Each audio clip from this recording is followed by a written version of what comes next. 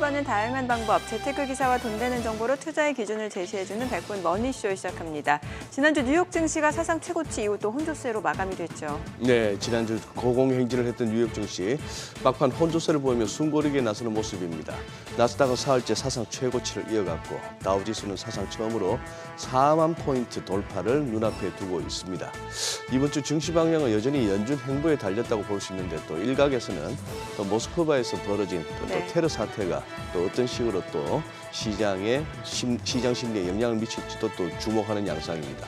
부활절을 앞두고 있어서 평소보다 하루 짧은 4거래일만 장이 열리는 데다 연준이 중시하는 PC 지표까지 발표될 예정이니 흐름 잘 지켜보셔야 될 것 같습니다. 지난주 우리 증시도 분위기는 좋았습니다. 네, 그렇습니다. 오랜만에 양시장 모두 강한 상승을 보여줬고요. 다만 코스피가 2년 만에 2,750선을 돌파했다가 소폭 떨어지면서 낙관론과 신중론이 엇갈리는 상황입니다. 과연 이번 주에는 2,800선을 뚫어낼 수 있을지 증시타임에서 확인해 보겠습니다. 보통 경매하면 아파트나 오피스텔 떠올리는 분들 많으실 것 같은데요. 경매 투자처에는 토지, 또 상가 공장에 이르기까지 정말 다양한 매물들이 있죠. 네, 그렇죠. 집값과 아파트에서 눈을 돌려 미처 생각하지 못했던 공장 경매로 틈새 시장을 노려보는 건 어떨까요? 공장 경매를 위해 준비해야 할 것과 주의할 점까지 하우머니에서 자세히 살펴보겠습니다.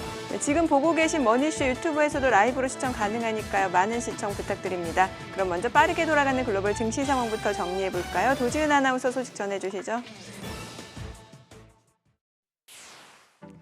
굿모닝 마켓입니다. 사상 최고치 경신을 이어가고 있는 뉴욕 증시. 이번 주에는 연준이 가장 중요하게 여기는 인플레이션 지표죠. PC 가격지수 발표를 앞두고 있습니다. 이번 주는 부활절 연휴로 평소보다 짧은 한 주를 보낼 예정인데요. 짧고 굵은 3월의 마지막 주, 과연 강세장은 이어질까요? 지난주 금요일 뉴욕 증시는 혼조세로 마무리됐습니다. S&P 500은 0.14%, 다우지수는 0.77% 하락하면서 숨고르기에 들어갔고 기술주 중심의 나스닥은 0.16% 상승하면서 사상 최고치 행진을 이어갔습니다. 주간으로 보면 FOMC 영향으로 S&P 500은 지난주 2.29% 상승했고 나스닥과 다우도 각각 전주 대비 2.85%, 1.97% 상승했습니다. 특히 다우지수는 4만 선 돌파를 코앞에 두고 있는 상황입니다. 지난주 금요일은 구글이 무서운 속도로 반등을 해주면서 커뮤니케이션 섹터가 강한 상승세 보여줬습니다.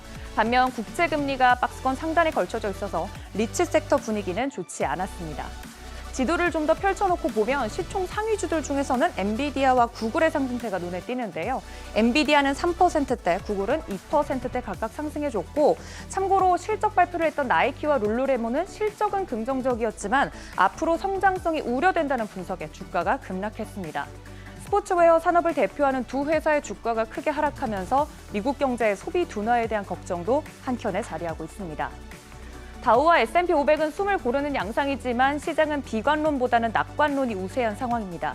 시장의 낙관 전망은 3월 들어서는 서서히 줄어들고 있긴 합니다만 여전히 대다수가 시장이 좋을 것이라고 예상하고 있는데요. 가파른 상승세 속에서 S&P 500 기준 주요 월가 기관들의 연말 전망치는 이미 넘어선 상황입니다. 투자은행들은 잇따라 전망치를 다시 상향 조정하고 있습니다. 하지만 이런 들뜬 분위기가 되려 역풍을 부를 위험도 안곤 있는데요. 채권왕으로 불렸던 빌 그로스는 최근 금리가 최고 수준으로 상승했음에도 불구하고 시장이 타격을 받긴커녕 과도하게 상승하고 있는 것을 경계해야 한다고 전했습니다. 인공지능 열풍의 유혹을 뿌리치긴 어렵다는 걸 알고 있지만 벨트를 매야 할 때라고 말했는데요. S&P 500 지수가 평균 주가 수익 비율을 훌쩍 뛰어넘고 있는 점을 근거로 들었습니다. 또 역전 상태인 미 국채 수익률 곡선에 대해서는 경제가 긍정적인 상태를 유지하려면 조만간 플러스로 변해야 한다면서 2년물은 매수, 5년물과 10년물은 매도 포지션을 취한다고도 언급했습니다. 지난주 FOMC 이벤트를 소화하면서 국채금리도 변동성이 매우 커졌습니다. 특히 10년물 국채금리는 한 주간 2.47% 하락했고 2년물은 4.5%대, 10년물은 4.2%대 하락 마감했습니다. 일반적으로 장단기물 격차를 통해서 경기 침체 확률을 가늠해 볼 수 있었는데 최근 10년물 금리가 미래의 성장률이나 인플레이션을 반영하는 것보다 단기 금리 정책을 반영하는 비중이 커지다 보니 이걸 보고 단순히 경기 침체가 올 것이다라고 판단하기엔 어렵다는 분석입니다. 지난주 FOMC에서 파월 의장은 예상외로 높은 인플레이션에 대해서 자연스러운 과정이고 또 둔화 흐름을 뚜렷하다고 언급하면서 시장 친화적인 발언을 내놨었죠. 비록 이번 주 시장에 영향을 미치진 못합니다만 최대 이벤트 29일 발표 예정인 2월 PC 물가지수입니다. 시장이 인플레이션 지표에 대해 충격을 받을지 여부는 그 다음 주가 되어야 확인이 가능하겠지만 그 전에 상무부가 발표하는 4분기 GDP 확정치가 1차 시험대가 될 전망입니다. 짧은 한 주가 예상되는 만큼 이에 맞는 주간 전략 머니쇼에서 챙겨보시면 좋겠습니다. 굿모닝 마켓이었습니다.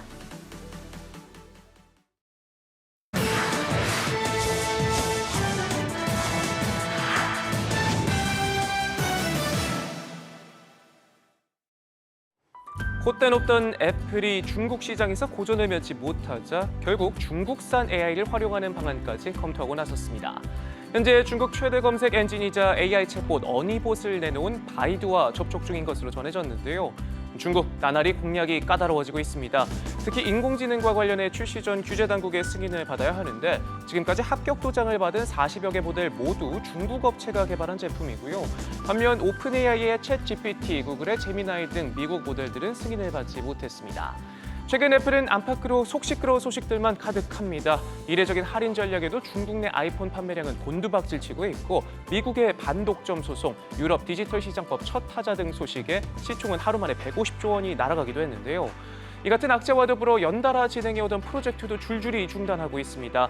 자율주행 애플카에 이어서 이번엔 수년간 추진해오던 애플워치용 디스플레이 프로젝트에서도 손을 댔는데요. 혁신의 아이콘이라는 타이틀이 무색한 요즘입니다. 인텔의 수장 팻 겔싱어가 일론 머스크에게 러브콜을 보냈습니다. 밤사이 자신의 SNS X 계정에 머스크를 태그하고 인텔의 파운드리 생산 라인을 직접 변화시켜주겠다며 메시지를 남겼는데요. 머스크 반도체 시장에서 큰손 고객으로 통하는 만큼 탐이 났을 겁니다. 테슬라 차량에 들어가는 수많은 반도체부터 우주 탐사 기업 스페이스X, 외곽 스타트업 뉴럴링크, 여기에 AI 스타트업 xAI까지 반도체 수요가 큰 기업을 여럿 이끌고 있기 때문이겠죠.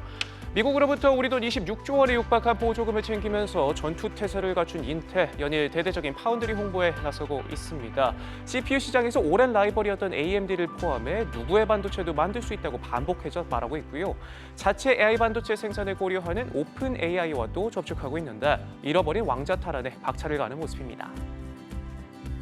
테라사트 핵심인 권도영 씨가 몬테네그로에서 형기를 마치고 출소했지만 자유의 몸이 되지는 못했습니다. 다시 또 외국인 수용소로 이송됐는데요. 이곳에서 한국 송환과 관련한 대법원의 최종 결정을 기다리게 됐습니다. 권 씨의 한국 송환을 두고 결정이 계속해서 뒤집히고 있습니다. 몬테네그로 대검찰청은 권 씨의 한국 송환을 확정한 항소법원에 불복해 이를 변경해달라고 요청했는데 불과 하루 만에 대법원이 이를 받아들여 권 씨의 한국 송환을 잠정 보류하고 법리검토에 착수했습니다. 대법원의 판단에 따라 기존 결정이 번복되면서 권 씨는 한국이 아닌 미국으로 인도될 가능성도 다시 제기되고 있습니다. 주말 사이 각국 대표 기업 CEO들이 중국에 집결했습니다. 중국 고위급 정부 관계자들이 글로벌 CEO들을 만나 직접 투자 유치에 나서는 중국 발전 포럼이 바로 어제 이틀간의 일정으로 베이징에서 열렸는데 무려 80여 명의 CEO들이 한자리에 모였습니다.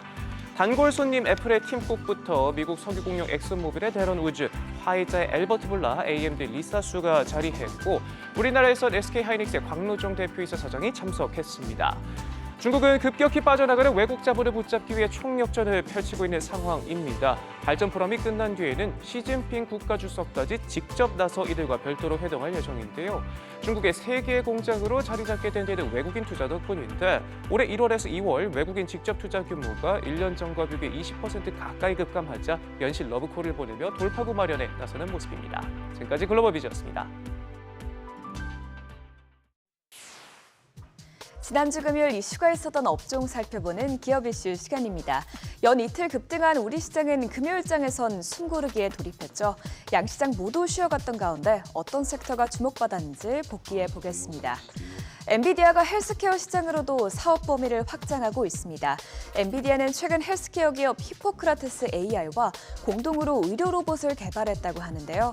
개발된 로봇은 시간당 $9 수준의 적은 비용으로 인간 간호사를 능가하는 역량을 가졌다고 외신은 밝혔습니다. 실제로 실험 모델과 인간 간호사와 비교하는 실험을 진행했을 때 약물의 영양 식별 테스트, 일반 의약품 독성 용량 감지 테스트 등에서 실험 모델이 실제 간호사보다 우수한 성적을 성적을 기록했다고 합니다. 아울러 엔비디아는 지난해 GTC에서 신약 개발을 위한 생성형 AI 플랫폼 바이오니모를 출시했었는데요. 이를 위해 최근 엔비디아는 25개의 생성형 AI 마이크로 서비스 제품군을 출시했습니다. 이 생성형 AI 툴킷에는 엔비디아의 최적화된 님 AI 모델이 포함되어 있어 신약 후보 물질의 설계 및 최적화 과정을 자동화시켜 신약 개발 속도를 가속화시킬 수 있다고 하는데요. 이런 이슈에 의료용 AI 관련주들이 들썩였습니다. 소니드는 25% 급등했고 엔비디아의 바이오니모 사용 권한을 얻은 AI 신약 개발 기업 파로스 아이바이오는 20%로 크게 뛰었습니다. 또 이어서 셀룸메드와 엔젠바이오는 각각 11%대, 6%대 상승했습니다.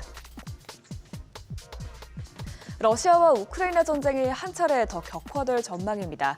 최근 러시아에서 푸틴 대통령이 5선을 따내면서 우크라이나 전쟁이 장기화될 것이라는 관측이 커졌던 가운데 며칠 전 러시아가 6주 만에 우크라이나 수도를 공습했다는 소식이 보도됐습니다. 대규모 공습으로 인해 우크라이나 각지에 정전이 발생했는데요. 이번 공습에는 우크라이나가 러시아 정유시설을 지속적으로 공격하면서 러시아가 이에 대한 보복에 나선 것으로 풀이됩니다. 국내 방산업체들은 대체로 유럽 지역 수출 비중이 크기 때문에 공습 이후 방산주들의 주가 상승세가 부각됐습니다. 여기에 더해 방산주 대장주인 한화 에어로스페이스는 국책과제인 차세대 발사체 개발 사업에 참여하게 됐다는 소식도 최근 이슈가 됐죠. 한화 에어로스페이스는 이번 사업으로 민간 주도의 우주산업 생태계 기반을 마련할 것이라고 밝히면서 방산주들이 동반 강세 흐름 보였습니다. 코츠테크놀로지는 10% 가까이 뛰었고 컨텍은 6%대 강세 흐름 나타냈습니다. 이어서 i3 시스템은 5.45% 올랐고 개별 호재까지 있었던 한화 에어로스페이스는 4%대 오르면서 역대 최고가를 경신했습니다. 제약바이오 업황 회복이 확실히 가시화되고 있습니다. 한동안 위축세에 놓여있던 KRX 헬스케어 지수는 3월 들어 10% 가까이 상승해 전체 지수 상승률 1위를 기록했죠. 이렇게 바이오주 랠리를 이끄는 1등 공신은 알테오진인데요. 알테오진에도 개별 이슈가 나왔습니다. 지난달 머크와 라이선스 변경 계약을 체결한 알테오진은 그에 대한 계약금으로 265억 원을 수령했다고 공개한 데 이어 신규 히알루로니다제 변이체를 개발해 이를 출원했다고 밝혔습니다. 이 변이체는 신규 히알루로니다제를 사용해 개발됐는데요.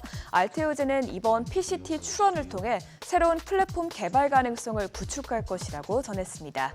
또한 일본 전염병 이슈도 아직까지 잦아들지 않으면서 국내 제약 관련주들의 3거래일 연속 수급이 몰리고 있는 상황인데요. 이번 주에도 관련 종목들이 상승세를 이어갈지는 지켜봐야겠습니다. 신풍제약은 28%대 뛰면서 한 주간 40% 가까이 올랐고요. 클리노믹스는 최근 감사 보고서를 제출하면서 16%대 상승했습니다.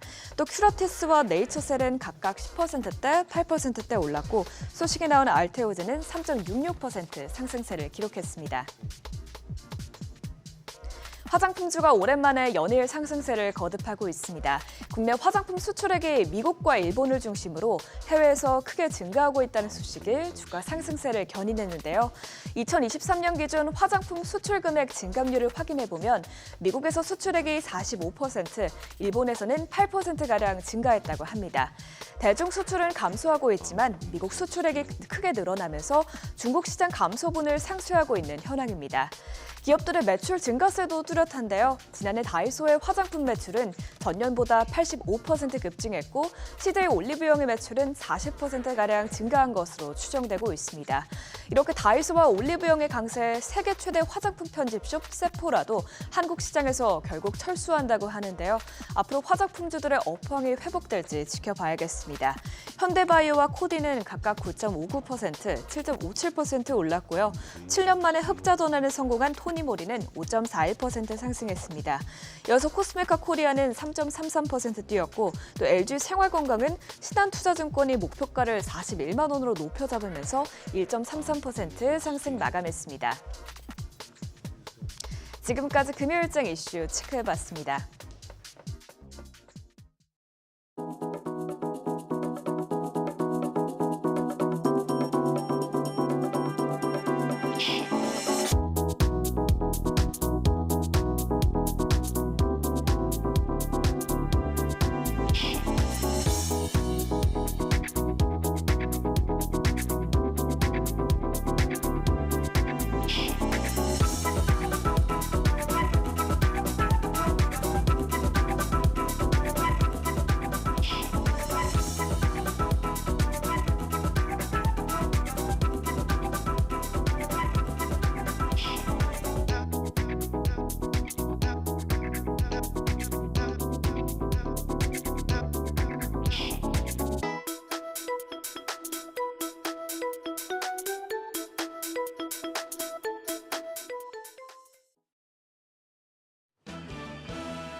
지난주 코스피 슈퍼위크였습니다. 우리 시장이 불을 뿜으며 오르다가 마지막 거래일엔 소강 상태를 나타냈습니다. 달리기를 할 때 제일 중요한 게 페이스 조절이죠. 우리 시장도 한숨 고르면서 새로운 모멘텀을 찾는 모습입니다. 지난주 양시장 약세였지만 그 전에 워낙 큰 폭의 시세를 분출했기 때문에 보합 부분에서 눈치 보는 장세가 보여졌습니다. 코스피가 0.23% 조정을 받으며 2,748선, 코스닥은 0.03% 약보합으로 900선 지켜냈습니다. 수급 상황 보실까요? 하루 전 유가증권 시장에서 화끈한 순매수를 보였던 외국인이 지난 금요일장에서도 추가적으로 물량을 사들였습니다. 6,658억 원 순매수 기록했습니다. 기관은 다시 매도로 방향을 바꾸면서 1,629억 원 팔자세, 개인도 5,315억 원 물량을 빼냈습니다. 코스닥 시장에선 개인만 샀습니다. 외국인 여기서는 하루 만에 다시 팔자 기조로 바뀌었죠. 590억 원 순매도 기록했고 기관도 676억 원 매도 우위, 개인만 1,340억 원 사들였습니다. 시가총액 상위 종목 반응 보시죠. 연이틀 급등 장세를 이끌었던 반도체주가 숨고르기에 들어갔습니다. 삼성전자, 외국인의 러브콜을 이어받으며 장중에 52주 신고가를 기록했지만 0.5% 하락 전환됐고요. SK하이닉스도 0.12% 조정을 받았습니다. 밸류업 기대감에 올랐던 현대차도 3.37% 낙폭을 보였고 기아 2.42% 약세 기록했습니다. 반면에 셀트리온이 1.29% 상승세 기록했고요. 삼성 SDI는 주주총회에서 나온 긍정적인 내용들에 대한 평가 속에서 3.73% 추가 상승했습니다. 종가는 47만 2,500원이었습니다. 코스닥 시장으로 자리를 옮겨보면 에코프로 그룹주가 양호한 흐름을 보였고요. 바이오주가 좀 약했지만 알테오젠이 3.66% 시세를 시현했습니다. 정맥주사 방식의 의약품을 피하주사 제형으로 변경하는 의학기술 변이체를 개발했다는 소식이 있었습니다. 종가 20만 4천 원이었고요. 한편 레인보우 로보틱스가 1.62%, 신성 델타테크가 3.57% 조정을 받았습니다. 환율은 현재 변동성이 큽니다. 달러 대비 원화 환율 하루 만에 16원이나 올라서 다시 1,338원 40전을 기록했습니다. 지난주 시세를 분출한 반도체와 밸류업에서 조금 시선을 돌려볼 필요가 있습니다. 삼성증권에서는 AI 이벤트를 소화하고 난 뒤에 이번 주는 시야를 넓히는 테마를 선택하라며 조선과 로봇 테마를 주간 추천 업종으로 제시를 했습니다. 조선주는 현재 빅3가 안정적인 수주 잔고를 확보한 데다 신조선가 지수가 상승 랠리를 타며 업황도 긍정적입니다. 게다가 미중 갈등 반사수의 기대감까지 커진 상황이죠. 로봇주는 이번 주 엔젤 로보틱스 상장을 계기로 산업 전반이 다시 한번 주목받을 가능성이 큽니다. 협동 로봇이나 로봇팔을 만들 때 필요한 감속기, 제어기 등 부품 쪽까지 밸류체인 전반에 대한 관심이 필요해 보입니다. 관련주들 체크하시길 바랍니다. 이번 주는 여러 기업들의 배당 락일이 있어서 배당 투자하실 분들은 이 부분도 체크하시길 바랍니다. 배당락, 떨어지는 락을 써서 이날부터는 매수를 해도 배당금을 받지 못합니다. 그만큼 주가가 빠질 수 있기 때문에 좀 염두에 두셔야 하는데요. 배당 수익률 높은 기업들은 영향을 더 받을 수 있겠습니다. 오늘 대신증권 그리고 내일의 삼성카드, 한국자산신탁, 삼성화재 배당락일이 포함되어 있고요. 28일에는 삼성전자 배당락일입니다. 이 일정까지 참고하시길 바랍니다. 마지막으로 이번 주 일정 보겠습니다.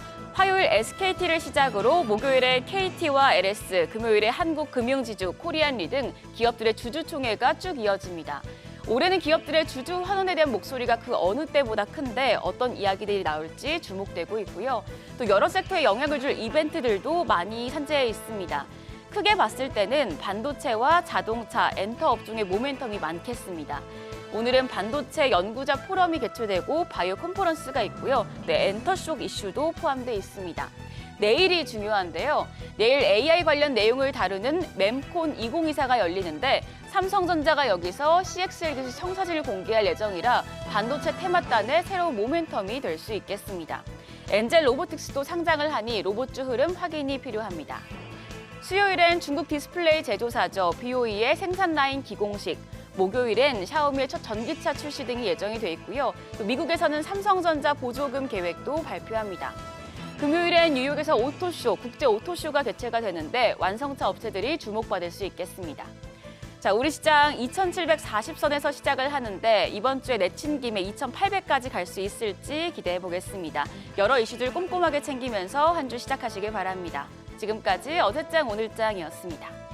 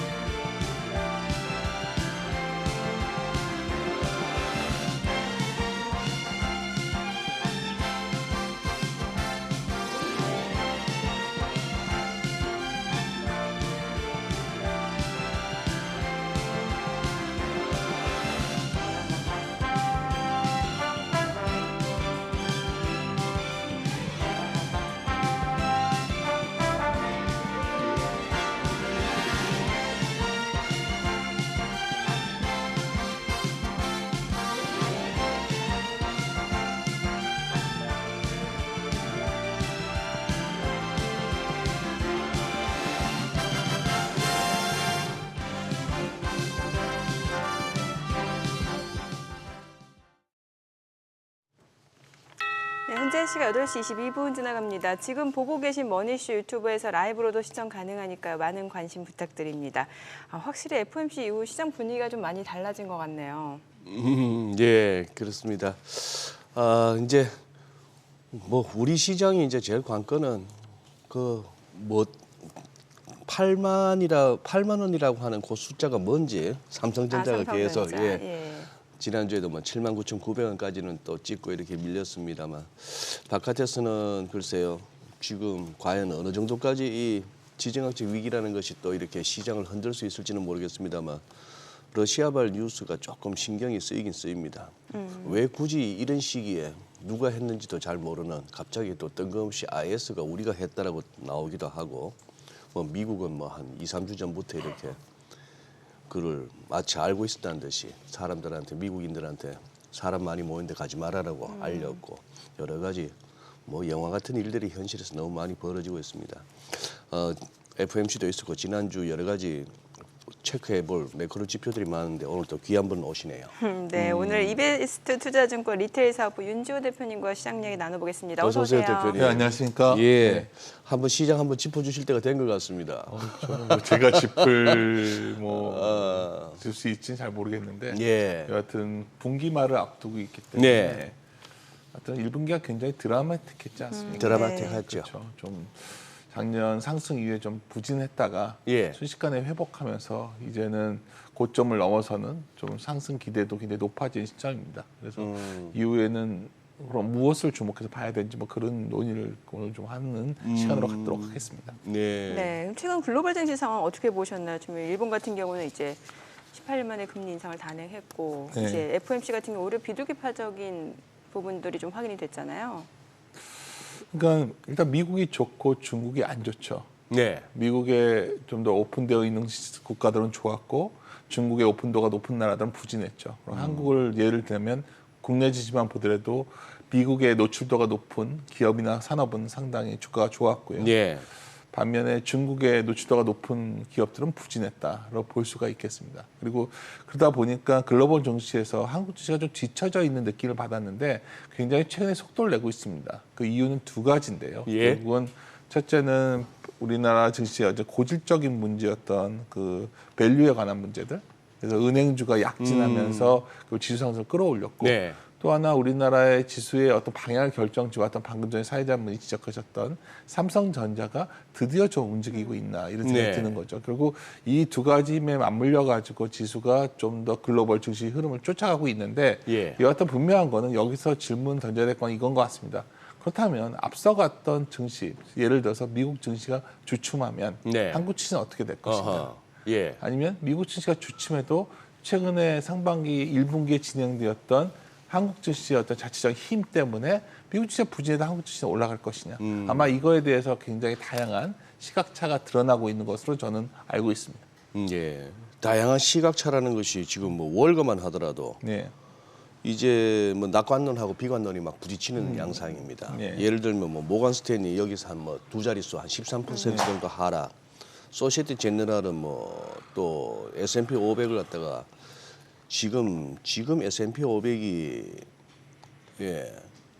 S&P 500이 이제 5,230 예. 근방인데 5,500포인트까지도 상향하고 뭐 이런 상황인데 부딪히는 거는 항상 뭐 시장의 속성이긴 합니다만 여기서 이제 그거죠. 아까 이제 미국이 더 가느냐 마느냐에 따라서 우리도 좀 그거 하다고 하셨는데 저는 딴 거보다 우리 윤조 대표님께서 결정적인 순간에 이렇게 보면 방송이나 이런 쪽을 통해서 우리 투자자분들한테 방향을 제시하시기를 그 밸류에이션 측면에서 주로 많이 보셨던 게 PBR 쪽이었고 네, 맞습니다. 그렇게 했습니다.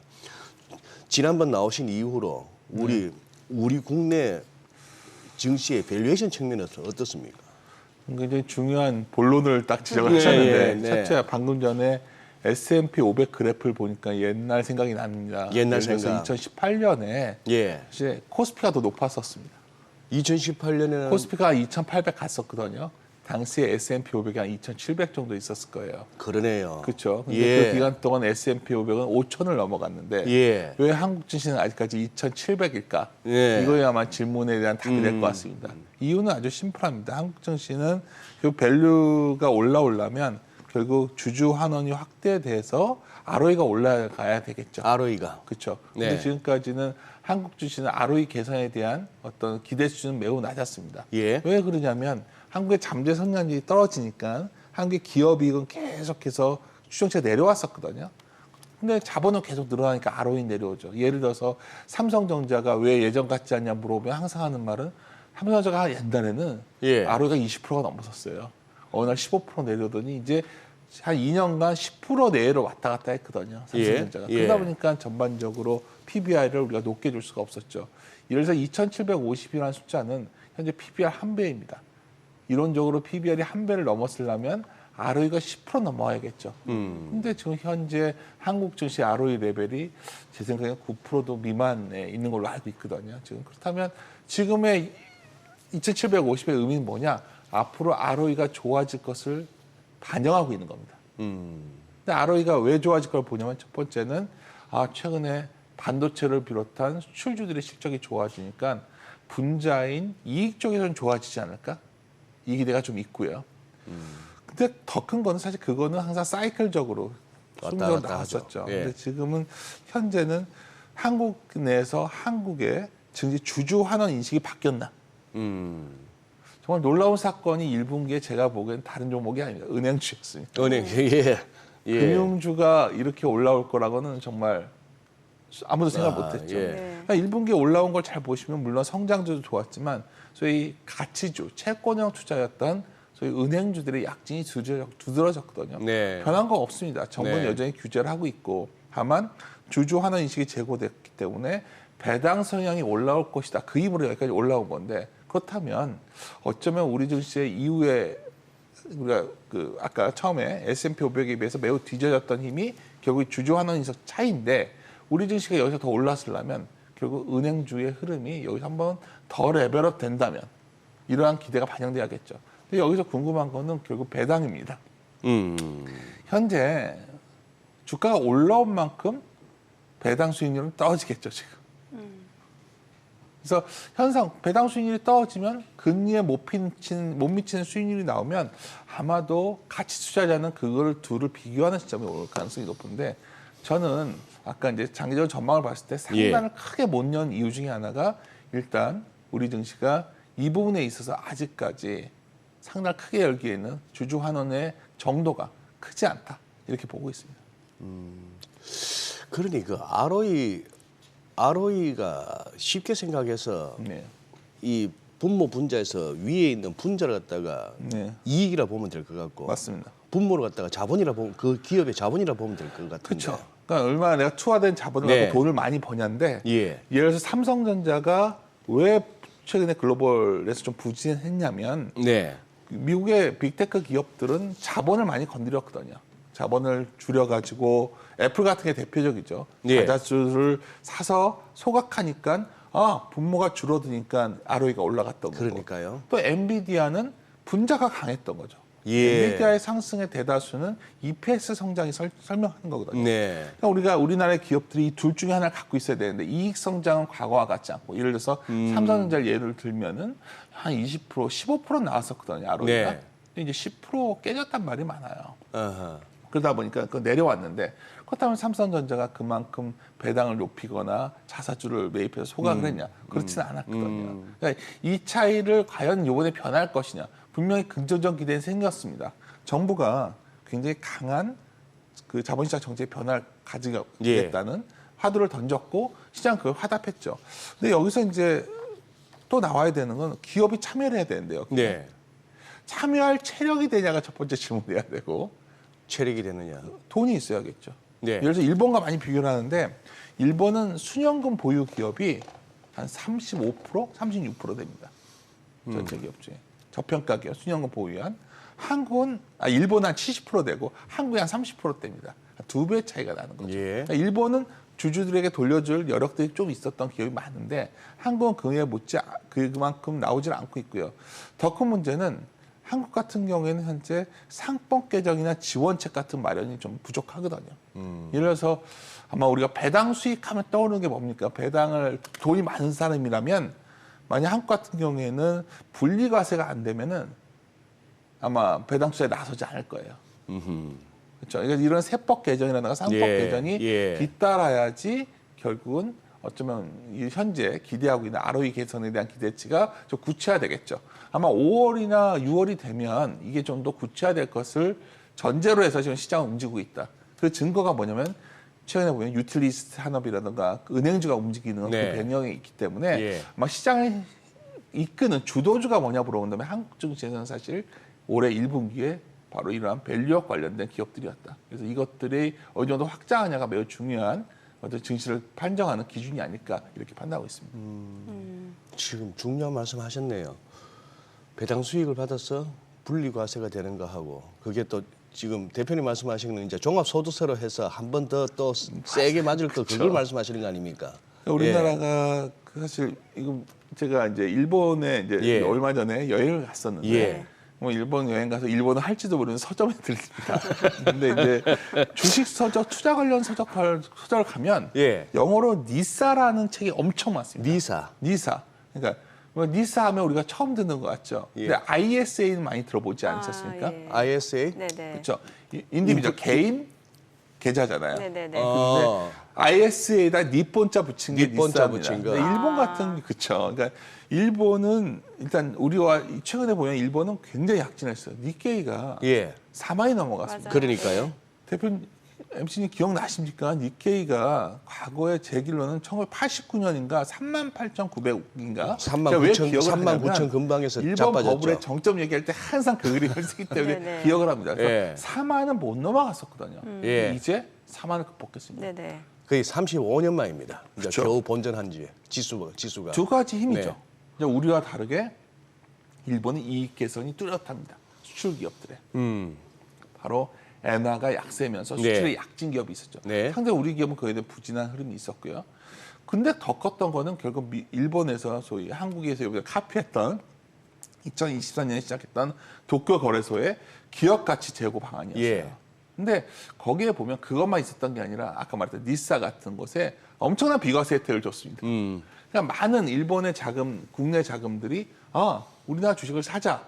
자금에 들어갔던 거죠. 근데 여기서 이제 또 하나 우리와 차이가 있습니다. 일본 같은 경우에는 가계의 현금성 자산 비중이 한 35%가 넘습니다. 한국은 한 15%고요. 더 큰 문제는 일본의 고령층, 노인층은 굉장히 부유합니다. 예금을 많이 갖고 있어요. 근데 한국의 약간 그 노후 세대는 돈이 별로 없는 이 차이도 있고. 그래서 제가 드리고 싶은 요즘 뭐냐면 결국 우리가 일본을 잘 연구해야 되는 게 일본을 쫓아갈 것이냐에 대한 고민이 있는 거죠. 현재 증시가. 그리고 일본 증시가 이렇게 올라왔던 거는 수출 경쟁력이 살아났다. 엔화가 약세였기 때문에. 그리고 두 번째는 결국 아까 기업 가치 제고 방안이 그쪽으로 국내 자금이 들어왔다.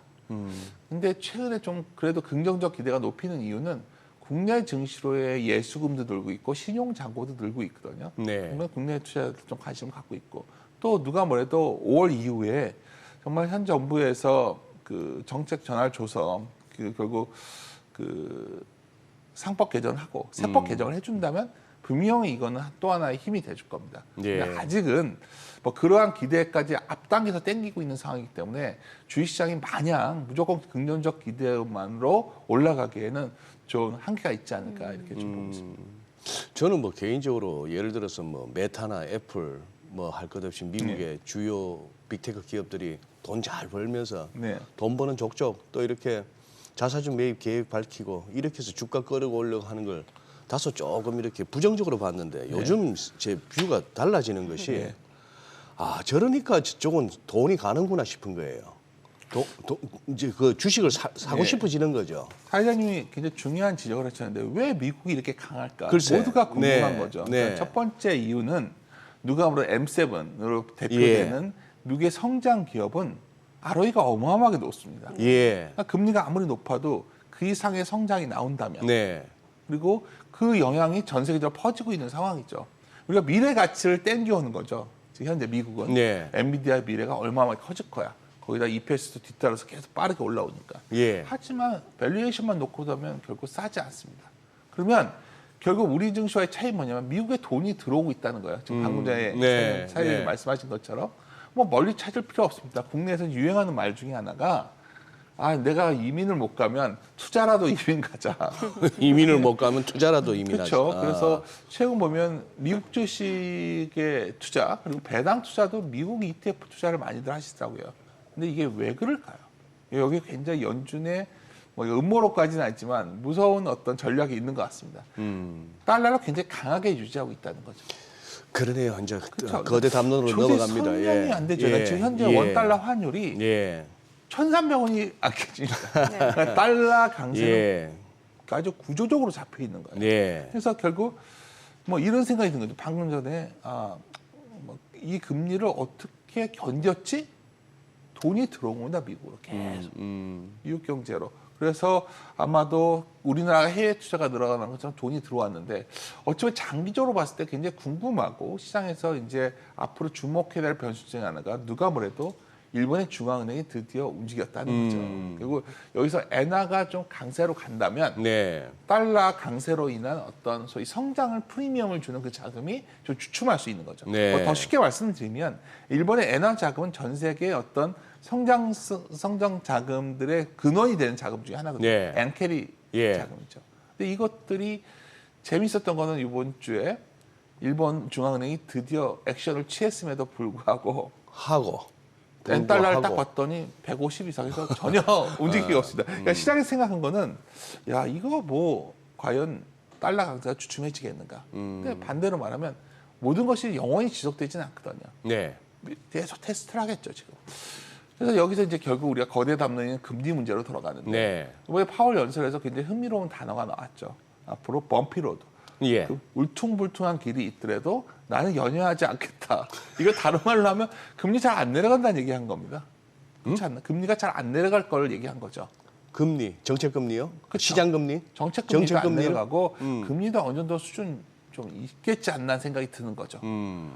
근데 이게 왜 시장에서 이렇게 뭐 아무튼 안 좋은 반응이 안 오냐면 잘 보시면 미국이 이렇게 금리를 올리는 동안 미국의 기업들은 그 이상의 성장을 가져오는 기업들을 유일하게 갖고 있는 나라거든요. 여기들 입장에서는 굳이 만약 반대로 생각해야죠. 만약에 일부에서 올해 금리를 초기에는 뭐 5-6차례 내릴 수 있겠다는 시장 심리도 있었잖아요. 예. 점도표상으로는 3번이었지만 예. 근데 그 금리는 내려온다는 건 뭐냐면 미국 봐. 최근에 중소형주 러셀 부진한 거 봐. 미국의 상업용 부동산 봐. 여기서 뭔가 균열이 생기면 그 전에 금리를 빠르게 내릴 거야. 이런 말 했었잖아요. 그러니까 금리를 빠르게 내리는 기대의 배후에는 경기가 좀 흔들릴 수 있다는 기대가 있는데 예. 현재 상황은 그 기대보다는 현재 상황이 유지될 거라는 어떤 낙관적 견해가 반영되어 있지 않나 보고 있습니다. 쉽게 말해서 미국 경제 지표가 너무 좋잖아요. 네, 네. 미국 4분기 GDP가요 3.2입니다. 3.2. 성장률이. 뭐 우리나라 비교해 보시면 저 큰 나라가 네. 저 정도 수익이 나오는데 저기 금리 나오는데 저 금리가 빠르게 내려갈 수 있을까요? 그럼 여기서 이제 여러 가지 고민이 생깁니다. 뭐 이게 유지되지 않았을 때 상황과 네. 미국이 과연 그렇다면 작년에 이미 안 좋은 상황을 벗어난 것이냐, 뭐 이런 기대들. 그렇다면 계속해서 자금들은 미국에 들어가려고 하겠죠. 그 결과가 이번에 일본 중앙은행의 정책 변화에도 불구하고 네. 달러 강세가 유지된 배경 아닐까 저는 이렇게 생각하고 있습니다. 그러면 이제 중요한 게 이제 앞으로일 것 같은데 앞으로도 계속 그런 흐름이 좀 이어질 거라고 보시는 거예요. 지금 뭐 M7 같은 경우는 이제 엔비디아가 지금 940달러를 돌파한 상황이고 예. 반면에 이등주라고 여겨지는 이제 AMD는 오히려 주가가 좀 조정을 받고 있고 뭔가 이 각계전투 양상이 이어지고 있거든요. 그러니까 이게 참 어려운 게 1분기 아마 이런 느낌을 받으셨을 거예요. 그러니까 굉장히 가치 투자 쪽으로 국내 지수만 놓고 본다면 예. 은행주와 같이 그냥 가치 투자에 몰입하셨던 분들은 좋았고 네. 국내 같은 경우에 뭐 하이닉스든 소위 미국의 모멘텀에 편승한 종목을 사신 분들은 좋았는데 어중간한 중소형 종목군을 투자한 분들은 힘들었거든요. 뭐 이등주라든지 예. 그렇죠. 그러니까 굉장히 극단으로 쏠리고 있는 상황입니다. 그럼 방금 전에 그 얘기를 왜 국내 증시부터 말씀을 드렸냐면 네. 미국 증시도 상당히 점점 더 극단으로 쏠릴 확률이 높다는 거죠. 지수만 보면 마냥 좋은데. 좋아 보이는데. 네. 그러니까 할 거면 엔비디아 하는 거지 애플도 잘 안 돼요. 애플도 잘 안 되고 테슬라 했으면 아주 그러니까 이 힘들고. 모멘텀의 네. 중심은 AI 모멘텀이고 이 부분이다 보니까 사실 테슬라도 상당히 이탈해 버렸고 예. 더 좁혀지고 있어요. 그래서 저는 이것이 여러 가지를 내포하고 있습니다. 예를 들어서 언제나 뭐 이 정도 올라왔을 때 이 금리를 아까 서두에 들어가서 어떻게 견뎌내지 했는데 견딘 기업들은 좋은 거고요. 네네. 견디지 못한 기업들이 힘든 거예요. 국내도 자꾸 미국과 다르다 생각하시는데 국내 은행주들은 상당히 돈이 많죠. 네. 그리고 금융주 하면 금리가 올라가면 좋은 데가 어디죠? 은행이죠. 그렇죠. 은행은 고금리에서 돈을 많이 법니다. 반면에 증권회사는 이제 투자업계는 금리가 높으면 좀 불리하죠. 네. 그리고 우리나라 같은 경우에도 저 성장주들 중에서도 IT 같은 데 매우 좋은데 같은 네네. 성장주인데 2차 전지는 왜 저럴까요? 예. 그래서 이러한 흥명이 좀 극명하게 나오고 있다 보니까 시장에서 실질적으로 지수는 상당히 뭐 강하지만 종목 선별은 상당히 어려운 시장이다. 저는 이렇게 보고 있습니다. 그래서 아까 예를 들어서 할 거면 그냥 엔비디아 하는 게 맞는 거지. 달리는 말. 예. 그렇죠. 그거 외에는 사실 시장이 확산이 잘 안 되는 분위기. 그래서 이제 많은 분들이 그 얘기를 했었어요. 아, 이번에 한국에 밸류 프로젝트가 나오면 저PR, PBR주들이 올라갈 것이다. 했지만 뭐 유통주도 저PR, PBR이라고 좀 올라왔다가 바로 다 맞아요. 커졌고요. 예. 중소형주 저PBR주들은 전혀 힘을 못 받고 있고. 네네. 그래서 이 부분도 역시 은행주로 집중되고 있구나. 보험이랑. 이게 참 현재 시장의 성격을 단면을 드러난 것이 아니냐 이렇게 보고 있습니다. 쏠림 현상이 엄청 심해지네요 지금. 그러니까 이게 참 나라도 그렇지 않습니까? 네네네. 그러니까 우리 국내로 보면 이것도 경제지표에서 설명도 가능해요.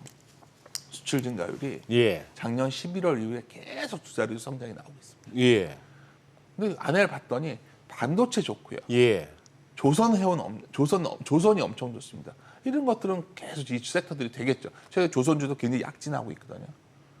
이거 좋아지는데 국내의 소비주들은 아주 실적이 엉망진창입니다. 그럼 데이터에서 뭐가 있을까요? 수출에 관련 높은 데이터가 광공업 생산입니다. 이런 지표가 확 돌아섰어요. 근데 우리의 소매 판매는 그냥 밑으로 계속 무너지고 있죠. 네. 그러니까 국내 증시에서도 단순히 PBR 싸다고 들어가서는 답이 없었던 거죠. PBR만 싸다고 답이 없었다. 그러니까 굉장히 이게 난도가 높은 장이라고 제가 말씀드린 게 뭐냐면 현재 시장은 현재 그 되는 것들로만의 쏠림이 이어져 네. 왔고 만약 그것의 흐름이 멈춘다면 예를 들어서 은행주의 흐름이 멈추면 밸류 프로젝트의 모멘텀이 약화되는 거고 네. 미국 증시의 소위 AI 모멘텀이 꺾이면 국내를 이끌어왔던 삼성전자, 현대차의 강세가 주춤해지겠죠. 네. 그러니까 시장 전망이 어떨까요? 저한테 물어본다면 이 두 가지 힘으로 끌고 여기까지 왔는데 예. 2,800이냐 2,900이냐가 중요한 게 아니라 이것이 끌어올리는 동안 사실 이거 외엔 나머지는 오히려 더 후퇴했다는 거죠. 근데 이것이 더 시장 자체의 레벨이 올라오려면 삼성전자가 10만 원 가야 되고 네. 은행주가 여기서 한 번 더 크게 올라야겠죠. 그렇게 보는 분들은 여기서 머무르는 건데 사실 이 시점에서 이걸 공격적으로 하기는 만만치 않지 않나요? 그 고민이 있는 거죠. 낙관론이 커지고 있지만 실제 자신의 계좌가 낙관적으로 변하는 비율은 매우 낮을 확률이 높은 겁니다. 그만큼 수익 내기가 어려운 장이다. 이것이 아마 투자자들이 알고 있어야 될 현재 시장을 대하는 가장 첫 번째 자세가 아닐까 싶습니다. 윤주 대표님 하신 말씀 중에 제 귀에 딱 꽂히는 게 하려면 제대로 하자. 네. 저는 사실 이번에 이 정부에서 주도한 밸류업 프로그램 내지는 뭐 기업 가치 제고 네. 뭐 표현은 어떻든 간에 궁극적으로는 우리 이제 한번 한국 증시 체질을 한번 바꿔보자. 네네, 맞습니다.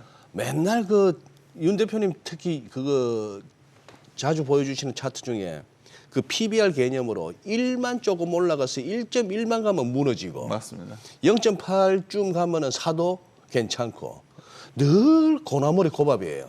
이걸 이제 벗어나기 위해서 한번 해보자는 건데 그러려면 아까 말씀하신 대로 그 수십 년 동안 얘기만 해왔지 한 번도 제대로 안 된 상법 개정도 해서 네. 세제 측면에서 투자자들이 그거 한번 용기를 가져볼 만하고 기업들이 뉴스상으로는 뭐 그렇더만요. 삼성전자도 이제 주주환원 쪽에 신경을 쓰겠다고 하는데 그 이코노미스트들이 자주 말씀하시는 ROE에 네. 거기서 E보다도 그 자본 쪽에 조금만 주식 어떻게 띄워놓으면은 유상증자 하려고 덤비는 판에 뭔 놈의 여기서 주가가 오르며 ROE가 올라가며 지수가 올라가겠습니까? 미국처럼 배당을 해주고 자사주 매입해서 소각하고 해서 자본을 갖다가 줄여 나가야 ROE가 커지는 판에 진짜 한번 제대로 한번 했으면 좋겠네요 이번에. 안 그러면 또 3천 금방 가면 또 3천 가면 좋죠 지금. 지금 뭐냐면 많은 분들이 네. 이제는 뭐 사회자님께서 말씀하셨지만 이 현재 흐름이 삼성전자가 10만 원만 가도 3천 넘어가는 거 아니야 이 생각들 하세요. 그거 근데 하나만 삼성전자가 9만 원, 9만 5천 원 왔는데 네. 지수는 2,800이 안 될 수도 있는 거예요. 아까 그러니까. 그래서 극단으로 가고 있다는 네, 말씀을 네. 드렸던 거고. 네. 두 번째는 우리나라 주식시장을 보면 굉장히 중요한 지적을 하셨는데 주식의 시가총액 증가율이 주가 수익률보다 훨씬 빠릅니다. 시가총액 증가율이 주가 상승률, 주가 수익률보다 훨씬 높아요. 그러니까 다른 말로 하면 이게 뭐냐, 그 시가총액 증가율이 주가 상승률이란 건 뭐냐면 시장에서 얻는 가치고 예. 시가총액 증가율은 대주주가 얻는 가치잖아요. 그러니까 주식시장에서 투자자들에 의한 시장이라기보다는 그냥 자본 조달하는 시장이었던 거예요. 예, 아까 예. 그 지적을 하셨던 예. 거예요. 뭐 유증 같은 거 늘어나는 예. 거. 이걸 막으려면 어떻게 해야 될까요? 그러니까 우리나라에서 국내 기업 지배 구조의 특성 중에 하나가 대기업의 승계 상속 문제가 있다 보니까 네네. 아까 이제 자본을 뭐 자산을 엄청 좋게 볼 필요가 없는 거예요. 상속 증여세 때문에 상속하려면 세금이 너무 드니까. 네. 근데 우리나라처럼 자산 재평가 많이 안 하는 나라가 없습니다. 이 땅이 예를 들어서 1,000만 원짜리인데 네. 현재 장부가에는 200만 원 돼 있어요. 어떻게 할까요? 놔두는 거예요. 나중에. 그래야 나중에 증여 상속을 할 수 있으니까. 그럼 우리가 평가하는 PBR을 볼 때 가장 중요한 건 일단 우리가 갖고 있는 이 자산의 가치에 대해서 뭔가 시장을 반영해야 되는데 그것도 잘 안 돼 있는 거죠. 네. 그게 있고 아까 말씀한 대기업의 승계 상속 문제가 있다면 이거 갖다가 페널티만 주지 말고 그냥 상속 문제 풀자는 거죠. 우리나라의 그 상속세가 55% 되어 있는데 예. 대주주 제한 조항을 집어넣으면 60%가 넘어서 전 세계 탑입니다. 예. 그러니까 이 문제가 풀리질 않는 거예요. 그래서 이거는 기본적으로 상법 개정에 세법 개정까지 다 겹쳐서 일어나야 진행되는 문제인데 여기서 이 고민이 생기는 거죠. 현재 최근에도 어떤 법안들이 들어왔다가 총선 이후로 다 미뤄지지 않았습니까? 네. 폐기돼 버렸잖아요. 예. 그래서 저는 아마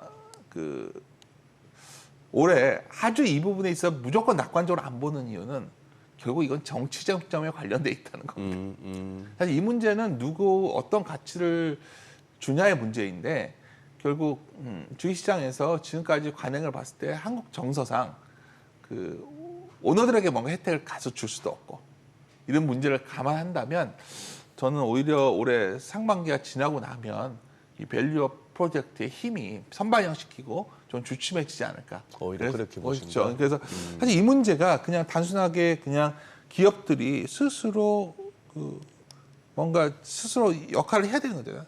다른 말로 하면 기업 참여도가 매우 높아져야 되는데 네. 참여도가 높아지려면 돈이 일단 기업이 많아야 되는데 아까 말씀드렸지만 기업들이 돈이 이렇게 많지는 않고 두 번째는 사실 이거에 대해서 그 법적인 조치의 변화가 있어야지 기업의 참여 의지는 기업들이 오너 가치에 기업들이 움직일 오너들이 만한 움직여야 되는데 당근이 있어야 된다 과연 말씀인데. 그렇게 예. 그래서 그런 고민들을 좀 갖고 있습니다. 예. 네. 자, 지금 시각 8시 50분 지나갑니다. 오늘 양시장 호가 상황 좀 체크해 보도록 하겠습니다. 먼저 코스피 예상 체결 지수부터 확인해 보죠. 오늘 0.39% 상승 예상되고요. 지금 호가로 봤을 때는 2,759포인트 예상 체결 지수 기록되고 있습니다. 코스닥도 0.4% 상승 예상되고요. 예상 체결 지수는 907포인트입니다. 시가총액 상위 종목 예상 체결가 보도록 하겠습니다. 삼성전자 오늘 1% 상승 예상되고요. 지금 호가에서는 79,700원이죠. SK하이닉스가 0.2% 상승 예상되고요. 예상 체결가는 173,300원. LG에너지솔루션도 0.7% 올라갈 걸로 보입니다. 호가는 416,500원이고요. 삼성바이오로직스는 1.6% 하락 예상됩니다. 예상 체결가 826,000원. 삼성전자 우선주 0.6% 내림세가 예상되고요. 현대차가 0.2% 상승할 걸로 보입니다. 호가는 244,000원, 기아 보합 예상되고요. 셀트리온이 0.9% 상승 예상됩니다. 예상 체결가는 19만 원이고요. 포스코홀딩스가 0.3% 상승 예상되죠. 호가는 43만 원. 삼성 SDI도 0.6% 상승 예상되고요. 호가 47만 5,500원으로 집계가 되고 있습니다. 코스닥 시가총액 상위 종목 예상 체결가도 보도록 하겠습니다. 에코프로비엠 오늘 0.5% 상승이 예상됩니다. 지금 호가는 27만 8,500원이고 에코프로도 마찬가지로 상승 예상되죠. 예상 체결가는 63만 원. HLB가 0.8% 상승이 예상됩니다. 예상 체결가 11만 2,800원이고요. 알테오젠 0.4% 상승 예상됩니다. 예상 체결가는 20만 5천 원. 셀트리온 제약이 1.3% 상승 예상되고요. 호가는 11만 5,900원이죠. HPSP가 지금 호가에서는 지금 보합 예상되고요. 엔캠이 0.2% 상승할 걸로 보입니다. 예상 체결가는 23만 원. 레인보우 로보틱스가 0.6% 상승 예상되고요. 호가는 19만 6,900원. 리노공업은 1.2% 하락이 예상됩니다. 예상 체결가는 24만 5천 원. 신성 델타테크 지금 보합이 예상됩니다. 자, 이제 개장까지 7분여 가량 남았는데 일단 오늘도 시장 자체는 좀 상승세가 예상이 되고 또 이번 주에 여러 가지 또 지표들이 있잖아요. 뭐 2월달 미국의 개인 소비 지출 이런 부분이 있기 때문에 시장이 글쎄요 어떤 한 방향으로 좀 추세적으로 흐름을 이어가기도 쉽지 않을 것 같고요. 예. 근데 일단 뭐 지수 자체는 예. 이 지수 자체는 지금 여기서 멈추기는 좀 애매하고 아쉬울 정도의 기술적으로 봤을 때, 기술적으로 예. 봤을 때는 뭐 2,720 구간이 좀 어려웠는데 하다못해 2,800원 한번 뭐 삼성전자 빨로라도 한번 찍은 봐야 되는 거 아닌가 싶은데. 삼성전자하고 SK하이닉스가 가야 뭐 시장이 일단 뭐 추세적으로 갈 수가 있겠죠. 네, 그런데 일단은 뭐 또 수급적으로 봐서는 외국인들이 어느 정도인가 하는데 대표님 보시기에는 외국인들 지금 더 살 여력이 있습니까? 뭐 제가 여러 가지를 알 수는 없지만 네. 아마 한국 증시에 대한 관심도 높아질 거로 봅니다. 관심도 일단 높아진다. 무엇보다 일본 증시가 약진을 했고요. 네. 일본 글로벌 투자자들도 일본 증시의 약진 배경이 결국 아까 말씀드렸던 기업 가치 재고 방안이었다는 걸 알고 있거든요. 예. 계속 반복해서 말씀드리는데 한국 증시에도 변화가 생긴 건가 이 고민을 하겠죠. 한국 증시를 우리가 매력적으로 볼 때는 두 가지입니다. 그리고 ROE가 올라올 때 한국 증시는 수출주가 좋았습니다. 근데 최근에 보면 수출이 좋잖아요. 3월 상반기에 수출 증가를 보더라도 상당히 개선되어 있었고 네. 특히 수출을 이끄는 동력이 누가 뭐래도 반도체에 있기 때문에 반도체 끌어올린다면 아까 ROE의 분자 부분이 올라오겠죠. 또 하나는 결국 분모 부분입니다. 계속 말씀드리지만은 결국 그 분모 부분의 변화를 시장의 기대치를 높인 거죠. 근데 여기서 또 포인트가 되는 거는 올해 이익 전망을 제가 당초 봤을 때는 180조까지 작년 연말에 봤었거든요. 네. 네. 택도 없다 생각을 했었는데 예. 최근에 하여튼 글로벌 상황은 하여튼 150조 단위 정도는 나올 수 있다 이런 기대가 생기고 있기 때문에 그게 본다면 현재 작년에 비해서 2024년 실적 개선이 뚜렷한 것도 분명하거든요. 네. 그래서 아까 상 회장님께서 그래도 2,800원 넘어가지 않겠습니다의 펀드멘탈 근거도 있다는 거죠. 이익이 돌았으니까. 결국 여기에서 계속 관건이 되는 거는 이 두 가지가 굉장히 대립되는 가치를 담고 있습니다. 분자의 이익 성장이라는 건 결국 성장을 담고 있는 거고 아까 분모인 어떤 기업 가치 부분은 가치 부분을 담고 있잖아요. 예. 그래서 여기서 결국 지금 시점에서 우리가 논의가 돼야 되는 화두의 중심은 소위 그 성장과 가치가 배타적 개념이 아니라는 거예요, 지금. 시장을 구성하는 항목을 보면. 예. 그래서 과거에는 상호 배타적으로 가치 주냐 성장 주냐 논리가 항상 있었는데 서로 예. 이번에는 선별의 문제라는 거죠. 가치주에서 무엇을 설명할 것이 선별할 것이냐. 언제나 답은 은행주에서 보여줬던 거고 예. 성장주에서는 무엇을 선별할 것이냐. 아까 보여줬던 것 중에 하나가 결국 그러한 반도체에 왔었기 때문에 이러한 선별의 문제가 오히려 더 중요하지 않나 이렇게 보고 있습니다. 지금 반도체만 얘기하셨습니다만 금년에 지금 이 와중에 아직도 이 밸류 프로그램에서 어떤 식의 버전이 정부에서 나올지 네. 이렇게 예고는 자꾸 합니다만 네. 거기에 따라서 좀 달라질 수는 있겠는데 일단은 금융주가 훌쩍 뛰어 올랐고 자동차 쪽도 운수 장비 쪽도 많이 올랐고 반도체도 올라왔습니다. 또 이렇게 아직까지 모두 좀 덜 올랐다 내지는 조금 그래도 그쪽에서 뭔가 좋은 소식 들리면 한번 꿈틀거릴 수 있을 만한 섹터 혹시 뭐 있으시죠? 그렇죠. 좋아지는 것도 또 뚜렷하게 뭐 대안이 뭐냐. 네. 그럼 나는 도저히 올라선 거는 못 사겠다. 하신 분들한테 대안이 되는 거는 네. 아마 조선주와 방산주가 되지 않을까 싶어요. 조선 방산. 방산주도 많이 오르긴 했잖아요. 근데 어떻게 했던 간에 방산주가 올랐지만 소위 이러한 전 세계가 좀 갈라지는 현상이 잘 진정된 것 같지 않거든요. 네. 아까 사회자님께서 잠깐 방송하실 때도 말씀하셨지만은 러시아와 우크라이나 전쟁이 뭐 끝날 듯 하지만 안 끝나고 네. 이스라엘 전쟁도 그렇고 예. 이런 부분들이 각국의 무장을 좀 재무장하는 흐름을 예. 가지고 있고 또 하나의 모멘텀은 만약 트럼프의 집권 가능성입니다. 트럼프가 집권한다면 미국의 경력보다는 각자 방위력을 갖춰야 되는 상황이거든요. 그렇게 본다면 방산주도 좋고 근데 또 지정학적 갈등에 연동되는 게 시장학적 갈등이 지속되니까 제일 문제는 해상 운임비가 엄청 올랐어요. 아, 네. 해상 운임비 상승 보고 깜짝 놀라시죠. 네, 네.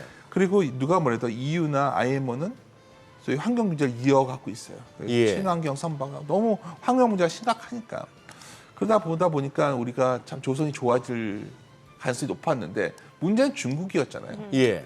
중국이 저가 수출을 하니까 우리가 도저히 좀 따라잡는 데 한계가 있었는데 최근에 어떻게 했던 간에 그 미국에서 중국의 조선사들을 견제하기 시작했고요. 예. 그리고 누가 뭐래도 우리나라 조선사들이 기술 우위를 갖고 있고 심지어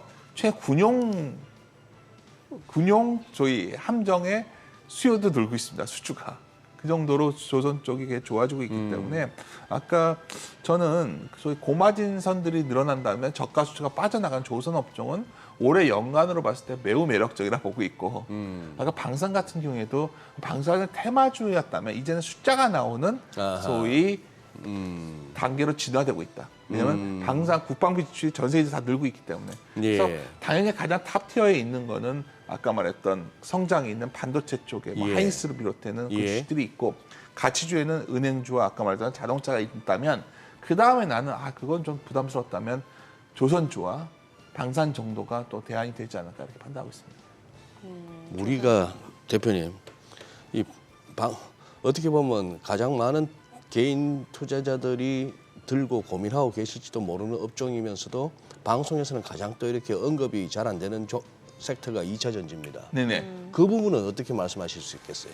뭐 2차 전지는 사실 성장이 있는 건 뚜렷한데 네, 네. 문제는 저는 2차 전지의 전방 산업인 전기차 시장이 과거 같지 않지 않습니까? 그러다 보니까 전 세계적으로 주춤하죠. 그래서 뭐 우리 증시가 우리 산업 내에서 전 세계적 지위를 갖고 있는 또 하나의 산업이 2차 전지였는데 아마도 좀 한번 급등에 뒤에 좀 시장을 정비하는 기간이 들어가지 않나 시장이 재편되는 시기에 예. 그리고 누가 뭐래도 좀 조심스러운데 예. 중국의 약진이 2차 전지는 너무 막강한 것 같아요. 일단 중국의 전기차 수요가 너무 좋고 전기차들의 약진이 대단하고 그 중국의 전기차 약진의 배경에는 낮은 배터리 가격이 존재하고 있거든요. 그 어떤 흐름을 깰 만한 우리의 힘이 아직은 좀 약하지 않나. 그래서 물론 많은 투자들이 갖고 계시지만 네. 뭐 현재 시장을 주도하는 섹터로 전면에 나서기에는 아직 시간이 필요해 보이고요. 이건 비슷한 사례가 될 수 있는 게 우리나라 국내 삼성전자 주주가 500만입니다. 예. 삼성전자 주주가 많다고 이게 되는 게 그러면 아니잖아요. 이 2차 전지 얘기를 저희가 좀 개장하고 조금 더 자세히 좀 네, 들어보도록 하겠습니다. 그렇죠. 오늘 국내 증시로 확인해 보죠. 개장합니다.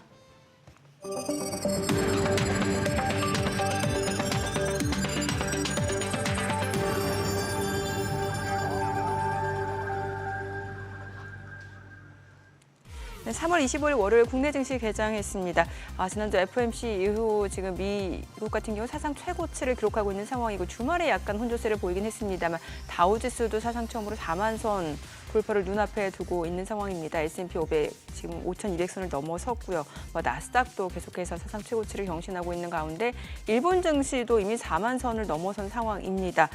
국내 증시도 최근에 삼성전자, SK하이닉스를 필두로 계속해서 상승세를 이어오고 있는데 이번 주 2월달 개인 소비 지출 발표를 앞두고 있는 상황인데 과연 오늘 출발은 어떤지 지수부터 확인해 보겠습니다. 코스피가 0.2% 소폭 상승입니다. 2,756포인트, 코스닥도 0.3% 소폭 오름세입니다. 906포인트 양시장 소폭 상승 보여주고 있고요. 시가총액 상위 종목 시초가도 보겠습니다. 삼성전자가 0.6% 상승합니다. 79,400원이고요. SK하이닉스도 0.7%, 0.8% 올라갑니다. 17만 1,200원. LG에너지솔루션 0.6% 상승 보여줍니다. 41만 5,500원. 삼성바이오로직스도 0.7% 상승합니다. 84만 6천원이고요. 삼성전자 우선주도 0.3% 올라갑니다. 현대차가 0.2% 좀 떨어지네요. 24만 3천원이고 기아가 0.6% 하락합니다. 11만 2,200원. 셀트리온이 1% 이상 올라갑니다. 19만 100원이고요. 포스코홀딩스가 0.3% 상승합니다. 43만 원. 삼성 SDI가 1.8% 올라가면서 48만 1,000원에 거래되고 있습니다. 코스닥 시가총액 상위 종목 시초가도 보도록 하겠습니다. 코스닥은 오늘 지금 에코프로비엠이 0.9% 올라갑니다. 27만 9,500원. 에코프로도 0.48% 상승합니다. 63만 1,000원이고요. HLB가 2.5% 상승합니다. 11만 4,600원. 알테오제는 1.9% 떨어집니다. 20만 원이고요. 셀트리온 제약이 1% 상승하면서 11만 5,600원이죠. HPSP가 0.38% 상승합니다. 52,900원. 엔캠은 1.5% 약세입니다. 22만 6천원이고요. 레인보우 로보틱스가 1.48% 상승합니다. 19만 8,400원. 리노공업이 0.8% 올라갑니다. 25만 원이고요. 신성 델타테크가 0.69% 상승하면서 11만 6,900원에 거래되고 있습니다. 자, 오늘 시장에서 또 견조하게 상승을 보여주는 섹터라든지 종목들 좀 확인을 해보도록 하겠습니다. 오늘 장에서는 지금 이제 앞서 보셨다시피 삼성 SDI를 비롯해서 이제 2차 전지 쪽 대표 종목들 강세입니다. LG에너지솔루션 0.4% 상승, SK이노베이션 1.6% 상승, 삼성 SDI가 상승폭이 제일 확대가 되네요. 3% 이상 올라가면서 48만 7천원에 거래되고 있고요. LG화학도 1% 올라갑니다. 자, 그리고 이제 초전도체 HBM 관련주, 반도체 관련주들 일제히 강세입니다. 지금 아센디오가 5% 강세입니다. 1,305원이고요. 인지컨트롤스도 4% 이상 올라갑니다. 8,270원. 그리고 지금 보게 되면 덕성이 4% 강세입니다. 1,600원 넘어서네요. 1,650원. 그리고 한양인지 비츠로테크, 이건 좀 다른 종목으로 묶이는데 CCS가 지금 1.3% 상승입니다. 4,820원에 거래되고 있고요. 모비스도 지금 상승을 보여주고 있습니다. 1.6% 올라갑니다. 오늘 초전도체 관련주들 흐름도 좋고요. HBM 관련주들도 좋습니다. HBM 관련주 내에서는 지금 한미반도체가 다시 한번 대장주로서 상승을 보여주고 있습니다. 3% 이상 올라갑니다. 96,800원이고요. KC텍도 2.7% 올라갑니다. 그리고 이오테크닉스도 1.5% 상승 19만 3,600원이고요. STI도 0.7% 올라가고요. 워트가 2.6% 강생 1,230원이고요. QRT도 1.9% 상승 중입니다. 그밖에 오로스테크놀로지, PSK홀딩스도 1% 이상 올라갑니다. 오늘 HBM 관련주들, 반도체 쪽 섹터가 좋다라고 보시면 될 것 같습니다. 자, 그리고 바이오도 최근에 순환매 차원에서인지 모르겠습니다만 꾸준하게 좀 매수세가 유입되고 있는데 오늘 보게 되면 삼천당 제약이 24% 급등합니다. 10만 6,300원이고요. A프로젠도 2.9% 강세입니다. 한미약품도 1.9% 올라가면서 33만 9,500원, 셀트리온도 지금 1.2% 상승을 보여줍니다. 그밖에 삼성바이오로직스도 1% 올라가면서 84만 9천원이고요. 선바이오, 대웅제약도 지금 상승 보여줍니다. 오늘 삼천당 제약이 급등을 하면서 전반적으로 제약바이오 섹터의 상승을 이끌고 있는 것으로 보여집니다. 자, 지금 시각 9시 4분 지나갑니다. 수급 상황 좀 체크해 보도록 하겠습니다. 오늘 유가증권 시장에서는 외국인이 삽니다. 각각 외국인 487억 원 순매수고요. 개인과 기관은 각각 136억 원, 325억 원 매도 우입니다. 코스닥에서는 개인과 기관이 삽니다. 각각 477억 원, 11억 원 순매수, 외국인은 468억 원 매도 우이고요. 오늘 선물시장에서 외국인 많이 삽니다. 1,757개 지금 순매수를 보여줍니다. 지금 시각 9시 5분 지나갑니다. 환율 좀 체크를 해보도록 할게요. 오늘 외환시장 개장 상황입니다. 달러 환율 오늘 또 많이 올라가네요. 5원 40전 상승한 1,343원 80전에 개장이 됐습니다. 확실히 지금 달러 강세는 좀 계속해서 이어지는 상황인 것 같네요. 네. 달러 강세도 예. 이어지는 데다가 어쨌거나 지난주 주말에 위안화가 갑자기 훌쩍 뛰면서 환율이 위안화가 이제 갑자기 약세로 가고 그걸 또 중국이 오히려 이렇게 위안화 고시 환율을 통해서 다소 그쪽으로 유도하는 듯한 느낌 뭐 이런 것들이 있어갖고 영향을 받은 것 같은데 뭐 니케이도 지금 개장하고 조금 하락 출발이고 한데 우리 시장 어쨌거나 도깨비 시장이에요. 남들 잘 갈 때 막 빠지고 하더니 이제 남들 조금 힘들어할 때 우리는 또 힘을 내네 지수가. 네. 통상이 환율이 이렇게 오르고 하면은 좀 주춤하고 했는데 환율 상승은 지금 그다지 우리 증시에 영향은 안 주는 것 같고 외국인들 사니까 그냥 거래소 올라가고 외국인들이 많이 안 사주니 코스닥은 차라리 조금 그래도 뭐 상승률은 비슷하네요. 0.4%대.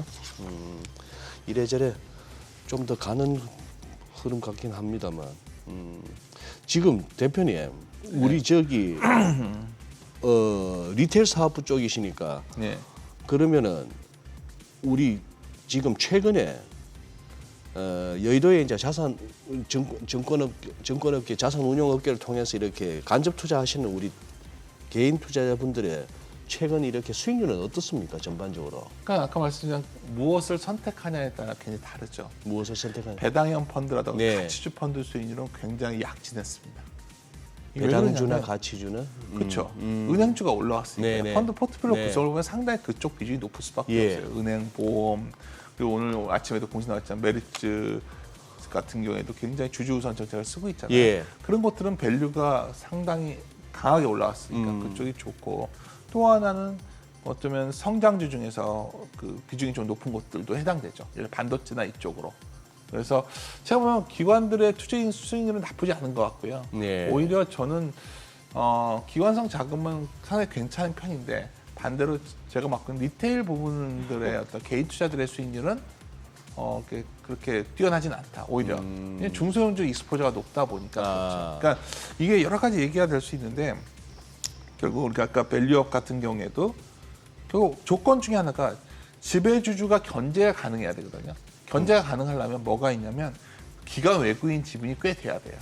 예. 그래서 그리고 주주 환원 확대 노력이 있는 자금을 갖고 있어야겠죠. 예. 그런 기업들이 대개는 대형주 쪽에 많이 있다 보니까 시장은 많은 분들이 뭐 굉장히 그 모멘텀 장세라고 보고 있지만 지속성이 있게 움직이는 곳들은 어쩌면 그런 쪽으로 가다 보니까 수익률의 편차가 좀 심하지 않나 이렇게 보고 있습니다. 네.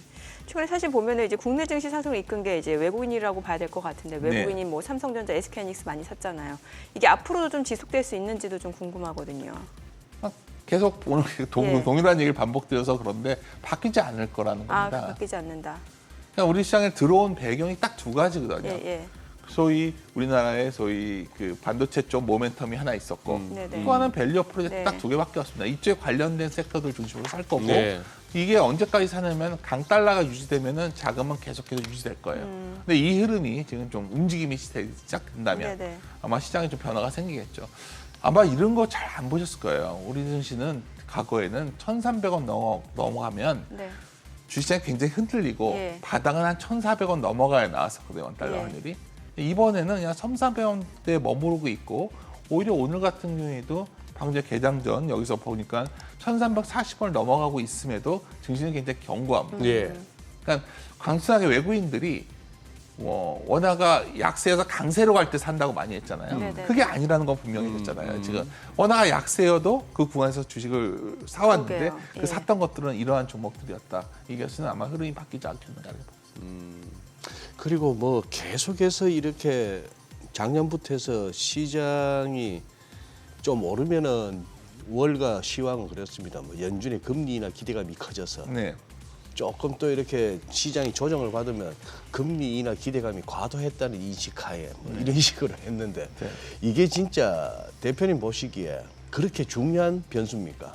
연준이 금리를 올리네 마네 하는 게. 레벨 자체가 아까 결국 많이 내려가냐의 문제가 아니냐가 있는데 현재 올해 연간으로 놓고 보면은 뭐 두세 차례 정도 연준이 내릴 것 같고 네. 이게 관련되는 섹터가 결국 부동산이거든요. 국내로 본다면 그럼 많은 분들이 이제 연준이 6월에 금리를 내리면 과거에도 보면 한국은행이 뒤따라서 7월 초에 내릴 것이다. 네. 근데 여기 한번 질문을 던져야죠. 지금 여러분들 우리나라 금리가 내리려면 결국 가계부채 이슈 때문에 금리를 못 낮추고 있는 거 아닙니까? 예, 예. 가계부채가 늘어날까 봐. 예.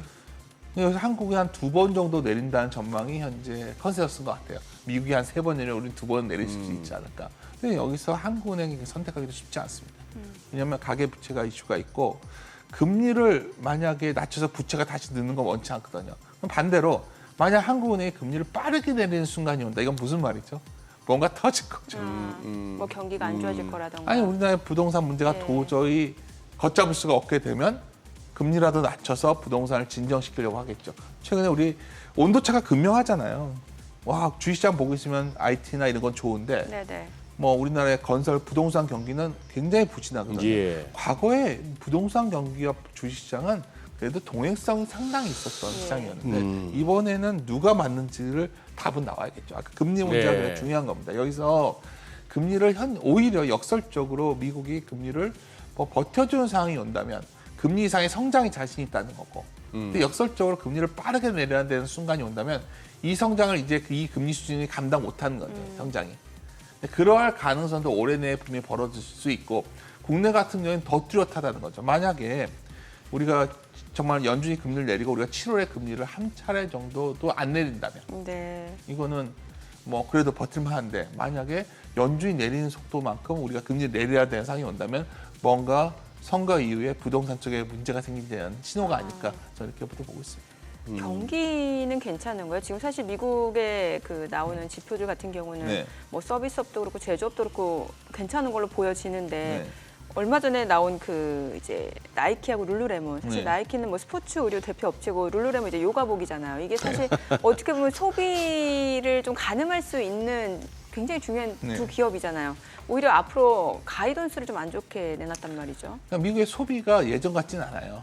외상에서 우리가 돈 땡겨서 쓴 소비들은 거의 미국도 끝나가고 있죠. 예. 근데 아까 계속 말씀드렸지만 미국 증시를 상승을 설명하는 핵심 변수는 성장주였고요. 네네. 엔비디아는 이익이 엄청나게 늘고 있으니까 우리는 증시도 마찬가지인 게 우리나라의 내수들은 형편없지 않습니까? 아, 그러네요. 예. 그러니까 우리가 이제 바뀐 게 이게 구조적이냐 아니면 정말 전반적인 경기가 확산이 안 되고 있냐. 과거에는 경기 사이클이 한번 이렇게 돌았으면 네. 내수도 뒤따라 올라왔는데 예.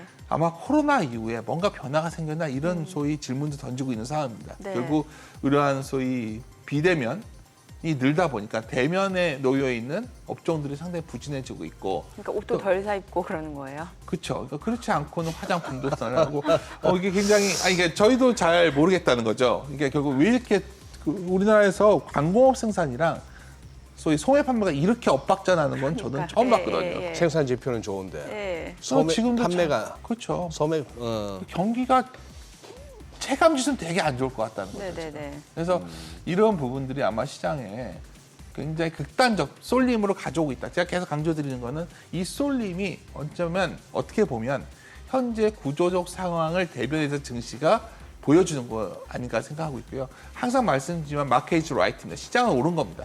시장에서 이렇게 판단했다면 분명히 뭔가 이러한 흐름이 쉽게 반전되는 흐름이 시간이 필요하지 않을까 이렇게 판단합니다. 미국 쪽은 AI 반도체가 계속해서 끌고 갈 수 있는 상황이겠네요. 그렇죠. 국내 같은 경우에는 두 가지죠. 밸류앱 프로젝트와 은행주와 네. 저희 우리나라의 반도체 AI와 이게 네. 같이 끌고 가는 흐름은 이어지지 않을까 해서 보고 그리고 있습니다. 틈새로 방산이라든지 조선 쪽 볼 수 있고. 그 정도 볼 수 있다고 보고 있습니다. 방산 오늘도 좋아요, 좋기는 오늘. 갈등이 진정되지 않고 있는 것 같습니다. 네. 그리고 조선 같은 경우에도 운인 상스포 한번 들어가서 오늘 투자를 보시면 깜짝 놀라실 겁니다. 그러니까요. 예. 예. 중국은 어때요? 최근에 보면 중국도 이제 최악은 지났다라는 평가도 나오고 있어서 좀 중국 쪽도 이제는 이제 좀 눈여겨볼 만하다라고 보시는 분들도 꽤 있는 것 같거든요. 뭐 제가 사장님한테 오래전부터 드린 말씀인데 우리가 2년 전부터 예. 중국 투자 쪽으로 가신 분들은 답이 없다. 예, 예. 미국 익스포저가 커지는 시장으로 바뀐 지가 꽤 네. 오래됐고 우리나라 같은 경우도 이게 분리되는 전 세계가 분리되는 상황에서 중국이 갖는 기회는 점점 잊혀지고 있지 않나. 그래서 저는 여전히 중국 증시나 중국 관련 익스포저가 높은 우리나라의 기업이나 이런 쪽은 좀 조심해야 된다는 생각 갖고 있습니다. 네, 알겠습니다. 오늘 들으신 내용과 관련해서 보다 자세한 정보 원하시는 분들은요, 카카오톡 채널에 크존 검색하시면 보다 다양한 정보 확인해 보실 수 있으니까요. 참고해 보시면 될 것 같습니다. 자, 오늘 또 내용은 여기서 좀 마쳐야 될 것 같네요. 잘 들었습니다. 고맙습니다. 감사합니다.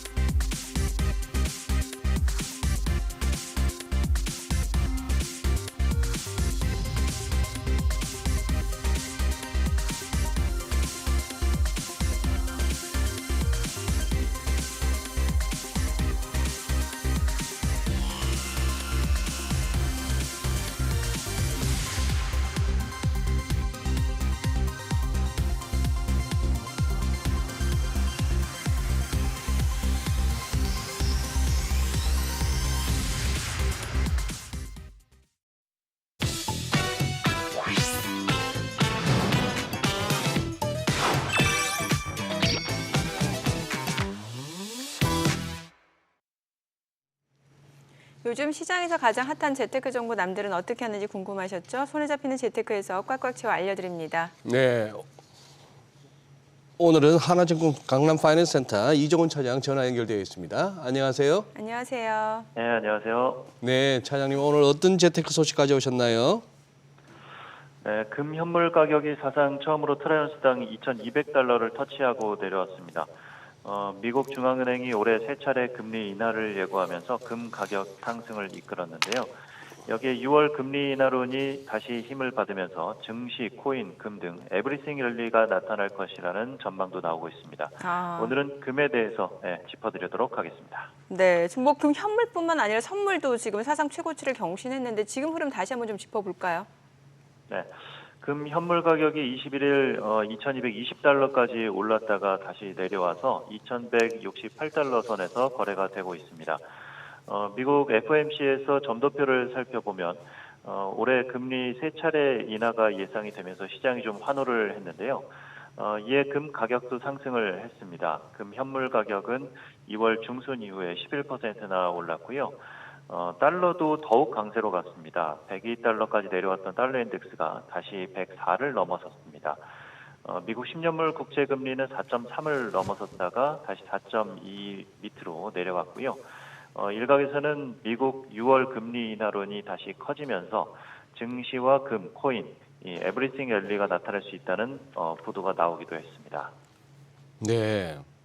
자, 뭐 이렇게 또 금값이 오르다 보니 또 이제 2,300달러 넘으면 3,000달러 간다, 4,000달러 간다 이런 소리가 뭐 나올 수 있는 겁니다만 이제 그 배경이 중요한데 지금 계속해서 이렇게 금 시황에서 보면은 중국이 많이 사고 있다 이런 얘기가 들립니다.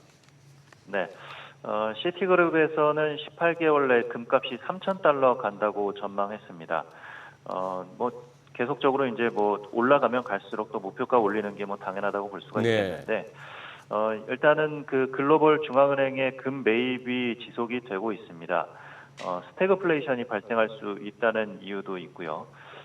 글로벌 중앙은행들이 22년 초에 또 러시아의 우크라이나 침공으로 지정학적 우려가 커졌고 또 여기에 하마스가 이스라엘 공격하면서 지정학적 우려가 커지자 금 매입을 더욱 가속화했습니다. 또 중국이 지정학적 우려 발생하기 전부터 금 매입을 적극적으로 했는데요.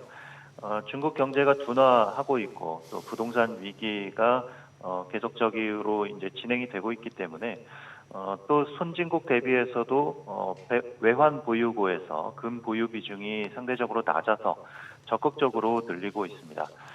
또 폴란드가 23년에 금 매입을 글로벌에서 두 번째로 많이 했는데요. 인접국인 우크라이나에서 전쟁이 벌어지고 있고 우크라이나 다음은 폴란드가 될 수도 있다는 우려 때문인 것으로 보입니다. 네, 지금 금 관련 ETF 수익률도 좀 덩달아 치솟고 있는 상황인데 한 달 동안 16% 가까이 오른 종목도 있다고 하는데 지금 매수해도 괜찮은 걸까요? 고점 구간이기 때문에 지금 당장 신규 매수를 하기는 좀 부담스러운 네네. 영역일 수는 있습니다. 주변 여건상 쉽게 하락하지는 않겠지만 또 그렇다고 높은 수익을 기대하기에는 현재는 매력적인 가격을 보기에는 좀 어려워 보이고요. 금값이 최고치를 경신하면서 금 ETF 수익률이 이번 달에 상당히 좋았는데요. 에이스 골드 선물 레버리지가 3월만 16% 이상 올랐고 AS KRX 금 선물도 8% 그리고 타이거 금은 선물도 7%대 상승을 했습니다. 예. 금만큼 다이나믹하게 움직이지는 않고 있습니다만 그래도 금 얘기하다 보면 은도 한번 따져봐야 되겠는데 은값도 요즘 나름대로 상승세가 눈에 띕니다. 어쩌면 금값의 상승세를 뛰어넘을 수도 있을 것 같다고 하는데 우리 차장님 어떻게 보십니까? 네, 은 가격도 2월 말 대비해서 10% 이상 급등을 했는데요. 트라이언스당 25불을 넘어섰다가 현재 24불 선에서 횡보를 하고 있습니다. 은은 귀금속의 특성도 가지고 있지만 또 전자기기에 활용하는 등 이 산업용의 특성도 가지고 있습니다. 태양 전지판 또 가전제품, 자동차 등의 이제 원료로 사용이 되고 있죠. 이 때문에 경기가 우상향하고 또 통화 정책이 완화되면 금보다 은의 상승 탄력이 더 높아질 수 있다는 분석도 나오고 있습니다. 네, 오늘 내용 잘 들었습니다. 고맙습니다. 네, 감사합니다. 경매하면 보통 아파트나 오피스텔 떠올리는 분들 많으실 것 같은데요. 경매 투자처에는 토지와 상가 그리고 공장에 이르기까지 정말 다양한 매물들이 있습니다. 네, 집값과 아파트에서 눈을 돌려 또 미처 생각하지 못했던 공장 경매로 틈새 시장을 노려보는 건 어떨까요? 오늘은 공장 경매에 대해 이주환 교수님 모시고 자세히 알아보겠습니다. 어서 오세요, 교수님. 안녕하세요. 네. 야, 이제 여기까지 왔네요. 공장 경매라. 교수님, 그럼 우선 이 정의부터 짚어주셔야 되겠는데 부동산 경매 유행 중에서 공장은 어떤 걸 의미합니까? 네, 이제 정확한 정의를 해보면 네. 이 사람이 부동산을 사용 수익합니다.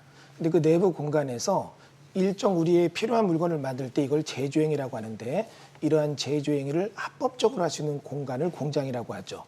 재밌는 것은 500제곱이 안 되는 그런 소형 제조 공간들은 건축법으로 짓지만 500제곱이 넘어가는 그런 공장은 산업지적 활성화 및 공장 설립법에 따라 공장 설립 승인을 받아야 되는데 오늘 우리가 봐야 될 내용이 이 승인 대상이 되는 공장에 대한 내용이죠. 네. 그래요. 네.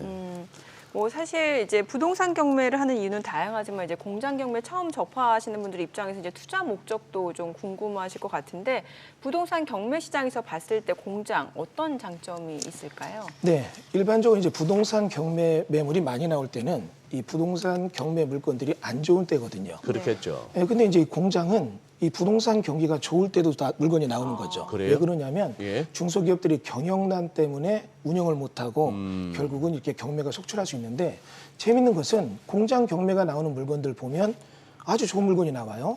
일반적으로 이 공장을 받는 분들이 직접 제조업을 하자 이건 아니고 임대를 놓는 건데 상가 같은 경우는 보통 임대 수익률이 5% 내지 7%면 굉장히 우량 물건으로 해서 임대 수익을 보고서 경매 입찰을 합니다. 근데 공장은 대충 보게 되면 경매로 물건을 잘 받게 되면 15%까지 임대 수익이 나오는 거거든요. 굉장히 고수익이 나죠. 투자의 블루오션이 되는 거죠. 또 하나는 공장을 경매로 받게 돼서 세를 놓으면 이 세입자가 한 번 들어오면 쉽게 옮길 수가 없어요. 이 얘기는 무슨 얘기냐면 상가 같은 경우는 더 좋은 데로 이렇게 옮겨가는 경우가 있는데 공장은 거기에 설비를 갖고 들어온 임차인들이 옮길 때 엄청난 비용 부담이 일어나니까 한 번 들어오면 굉장히 오랫동안 있게 되는 장점이 있습니다. 네. 그리고 재밌는 건 상가임대차 보호 대상에 대한 개념에서도 이 공장은 세가 높아서 상가임대차 보호 대상이 되지 않는 경우가 많기 때문에 화성 같은 경우 일단 6억 환가돼서 6억, 7억 이상의 그런 세입자로 가면 보호 대상이 아니기 때문에 세입자에게 끌려가지 않는 그런 장점도 있죠. 예. 세입자한테 끌려가지도 않는다. 예. 예. 그래도 왠지 이 아파트나 이 뭐 오피스텔 같은 경매 그동안 우리가 공부해왔던 그쪽보다 일단 공장 경매라고 하니까 복잡할 것 같기도 한 뭐 그런 선입견이 드는데 초보자도 한번 도전해 볼 만한 영역입니까? 가능합니다. 네. 경매 시장에서는 이 민법적 개념으로 접근된 상당히 오래된 고수들이 있죠. 이런 고수들이 여러분이 막 경매를 처음 시작할 때 경쟁을 이룰 때 이기기 힘들어요. 근데 이 공장에 대해서는 경매를 오래 한 분들도 공장에 대한 이해도가 좀 떨어집니다. 그러니까 오히려 조금 공장에 대한 기본적 지식을 익힌다면 여러분이 조금 더 경쟁, 우위에 있는 그런 경매 입찰을 할 수가 있는 장점이 있죠. 또 하나는 이 공장을 또 제조업하는 분들이 실수요자가 돼서 공장 경매를 많이 이렇게 찾는데 문제는 이분들이 또 경매를 모른다는 거예요. 그러니까 네. 재밌죠? 공장하는 분들은 경매를 모르고 경매하는 분들은 공장을 모르니까 요 사각시장에서 양쪽을 다 한다면 상당한 수익을 낼 수가 있습니다. 예. 그러면 좀 자세히 알아보면 좋을 것 같은데 네. 만약 이제 공장 경매를 해보겠다 마음을 먹으면은 이제 매물부터 좀 찾아야 될 것 같은데 그렇죠. 예. 사실 아파트는 이제 거주 요건 이런 거를 매물 볼 때 고르잖아요. 그러면은 공장 같은 경우는 매물 고를 때 좀 기준이 될 만한 게 뭐가 있을까요? 네, 아주 중요한 질문입니다. 예. 많은 분들이 부동산 입지가 좋은 데다가 공장 받았다고 좋아하는데 오히려 세를 못 놓는 거예요. 왜 그러냐면 이 공장은 공장 승인 대상이라고 해서 약간 다른 특성이 있습니다. 이런 경우죠. 부동산 입지가 좋은 데는 그만큼 개발이 됐고 인접에 사람들이 많다는 얘기예요. 그러면 이 사람들이 공장 들어오면 민원이 들어오니까 이 공장 나름대로 공장 입지 기준을 정하고 산업 코드 번호를 정합니다. 그게 두 개가 맞아야 들어올 수 있는데 의외로 수익이 많이 나는 공장에 들어가려고 하면 코드 번호가 안 맞는 거예요. 여러분이 조금 공부하실 것은 이런 산업 코드 번호가 어떻게 되는가 이런 부분에 대해서 조금 공부를 하신다면 수요가 많은데 가서 보면 오히려 이런데 부동산 입지는 안 좋아 보입니다. 하지만 굉장히 많은 수요자가 대기하고 있는 공장들 받는다는 것 중요한 얘기고요. 두 번째는 이 공장에 대해서는 여러분이 이제 이 평수에 대한 개념 말고 입체적 개념을 이해하셔야 돼요. 많은 분들이 그냥 몇 평 정도 공장 이렇게 해서 받았는데 세를 못 내는 이유가 작업 환경을 위해서 공장은 기계 설비가 들어가야 되고 그러면 일정 높이가 확보돼야 됩니다. 전에 있던 공장 직접 운영하신 분들이 자기 작업 환경에서는 높이가 필요 없어서 낮게 공장을 지었는데 이게 이제 경매 나오니까 그런 특수한 경우 외에는 기계가 못 들어가니까 들어올 수 없는 거예요. 그러니까 이런 높이 등에 대한 것도 여러분 좀 보셔야 되고 두 번째는 이 공장에 대해서는 공장 저당법이라는 게 있습니다. 네. 그래서 이 공장 저당법에 따라서 기계 설비까지 묶어서 경매가 나오는데 낙찰받고 나서 보니까 기계 설비가 거의 쓸모없는 거다. 이럴 때는 굉장히 손실이 날 수도 있으니까 이런 부분도 조심해야 되죠. 그리고 지역 주민의 어떤 민원이라든지 이런 부분 등에 대해서는 여러분 좀 체크를 하셔야 됩니다.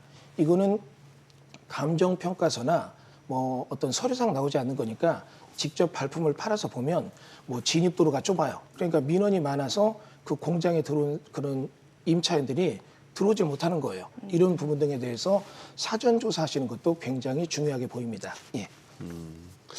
아까 처음 이제 교수님 설명을 듣다 보니까 저 공장 경매를 받는 이유가 그래서 내가 공장을 운영하겠다는 게 아니고 예. 통상적으로 이제 네. 임대 수입을 받겠다. 네. 이 공장에 들어와서 일할 그쪽을 이제 세를 놓겠다 하는 그쪽이었는데 아까 또 말씀하신 게 기계 설비가 남아 있을 경우에 네. 그게 또 뭐 노후화됐거나 뭐 전혀 쓸모없으면 그 처분 비용도 들겠고 그렇죠.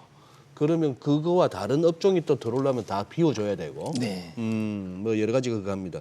근데 지금 지역도 중요한데 아파트 같으면 쉬워요. 사람 많고 뭐 수요가 몰리는 지역에 있으면 아무래도 그 인기가 있겠는데 공장은 좀 약간 다릅니까? 그러면 어떤 지역이 더 인기가 있습니까? 예, 공장이 이제 경매를 받아서 환가성이 네. 높아지는 경우가 두 가지로 분류해 볼 수 있습니다. 첫 번째는 대규모 공개발이 이루어지는 지역이 있는데 이 지역 내에 공장이 많은 거예요. 그럼 수용을 당했죠? 예. 보상받았고 예. 이분들이 보상받고 공장을 이전해야 됩니다. 예. 그러면 인근의 공장을 찾는데 인근의 공장이 요즘 땅을 사서 짓는 게 쉽지가 않거든요. 예. 많이 이제 규제도 심해졌고 두 번째는 건축비가 너무 올랐습니다. 그러다 보니까 인근의 이런 공장들에 대해서 기존 공장을 사게 되는데 이런 데 공장을 경매로 받아든다. 그러면 자동적으로 고가 환가를 노릴 수가 있고요. 두 번째는 이 공장에 대해서 이 입지론과 필지론에 대한 개념에서 조금 혼돈이 있는데 실질적으로 산업 코드 번호군이 굉장히 높게 잡히는 지역들이 있어요. 이런 데 공장을 받게 된다면 공장 운영하는 사람들이 이쪽밖에 못 들어가요. 예를 들면 화학 공장이다. 그럼 입지 좋은 데 들어간다. 이거 안 되거든요. 그럼 입지가 좀 안 좋은데 외진 데 들어가야 되는데 이런 데 공장을 경매등으로 받게 된다면 들어갈 수 있는 공장은 제한돼 있는데 수요자는 많기 때문에 임차를 놓을 때 굉장히 고수익으로 임차를 놓을 수 있는 장점이 있죠. 예. 이런 부분 생각해 볼 수 있습니다. 예. 그럼 반대로 이런 매물은 좀 피해야 된다. 어떤 것들이 있을까요? 네. 일단은 이 부분은 꼭 알아두셔야 되는데 이 공장 같은 경우는 대출을 받아서 잔금을 내야 되는데 네. 이 공장의 코드 번호가 보니까 작년에 불이 많이 나서 화재보험에 대한 얘기를 보험회사들이 너무 지급이 많아가지고 화재 위험이 있다. 그러면 여기는 화재보험을 안 들어줍니다. 화재보험을 안 들어주게 된다면 이런 공장은 대출이 안 되니까 경매를 받고 나서 잔금을 못 내는 경우가 많아요. 두 번째는 이 공장 내부에 경매를 받고 나서 보니까 내부 시설이 있는데 이러한 내부 시설 자체가 고정화돼 있어요. 이 얘기는 뭐냐면 땅속에 깊게 이 프레임을 박아놔서 콘크리트로 구조화돼 있다. 이러면 이런 부분 등에 대해서는 명도가 굉장히 불가능해집니다. 지인분이 공장을 낙찰받았는데 반응기가 공장 바닥에 묻혀 있어요. 약 3m 이상으로. 그러니까 이 공장의 반응기를 그러네요. 빼서 놓으면 예. 공장을 다시 지어야 되는 문제가 되는 거죠. 이런 건 굉장히 조심해야 되고 또 팁을 드린다면 이 공장 같은 경우는 제조 과정에서 폐기물이 많이 나옵니다. 근데 이런 폐기물이 많이 나온 공장의 경우는 낙찰받을 때 낙찰자가 그 공장 안에 있는 모든 폐기물을 다 치워야 되는 법적 의무가 생겨요. 그러니까 이런 폐기물이 많은 공장은 굉장히 주의하셔야겠죠. 그리고 또 말씀드릴 게 이 지식산업센터라고 하는 공장 받을 때는 굉장히 조심해야 되고 또 공장이 개별 입지 공장이 아니라 무슨 산업단지 안에 있다. 이런 공장 받을 때는 굉장히 조심해야 됩니다. 아니 지식산업센터하고 산업단지 안에 공장이면은 더 유리해 보이는데 제 일감은 네네. 오히려 교수님 주의하라시네요. 이유가 있습니까? 네, 이 얘기 굉장히 중요한 얘기인데 예. 이 굉장히 손해보는 분이 많아요. 일단은 지식산업센터는 과밀억제권역 안에 있는 지식산업센터 공장은 그래도 괜찮아요. 근데 과밀억제권이 벗어나는 지역들은 이런 거 경매를 받게 되면 공실률이 너무 높습니다. 아하. 예를 들어서 이 지식산업센터가 들어올 수 있는 필지가 20필지가 만들어진 산업단지다. 그럼 여기에 한 동 건물에 보통 한 800개에서 1000개 정도의 그런 IT밸리가 들어오는데 공급 물량이 몇백 개가 되는 거죠. 예. 근데 그에 대해서 입점할 수 있는 기업의 수요는 적으니까 예. 공실이 높으니까 조심하셔야 되고 두 번째는 산업단지 같은 경우는 국가가 수용을 해서 저가로 기업들에게 분양해 준 땅이에요. 예. 그럼 이 땅에다 공장을 짓게 될 때는 투기를 막기 위해서 입주하시는 기업들 요건이 있습니다. 예. 그럼 입주 계약을 맺어야 되는데 입주 계약을 맺는 조건이 까다로워요.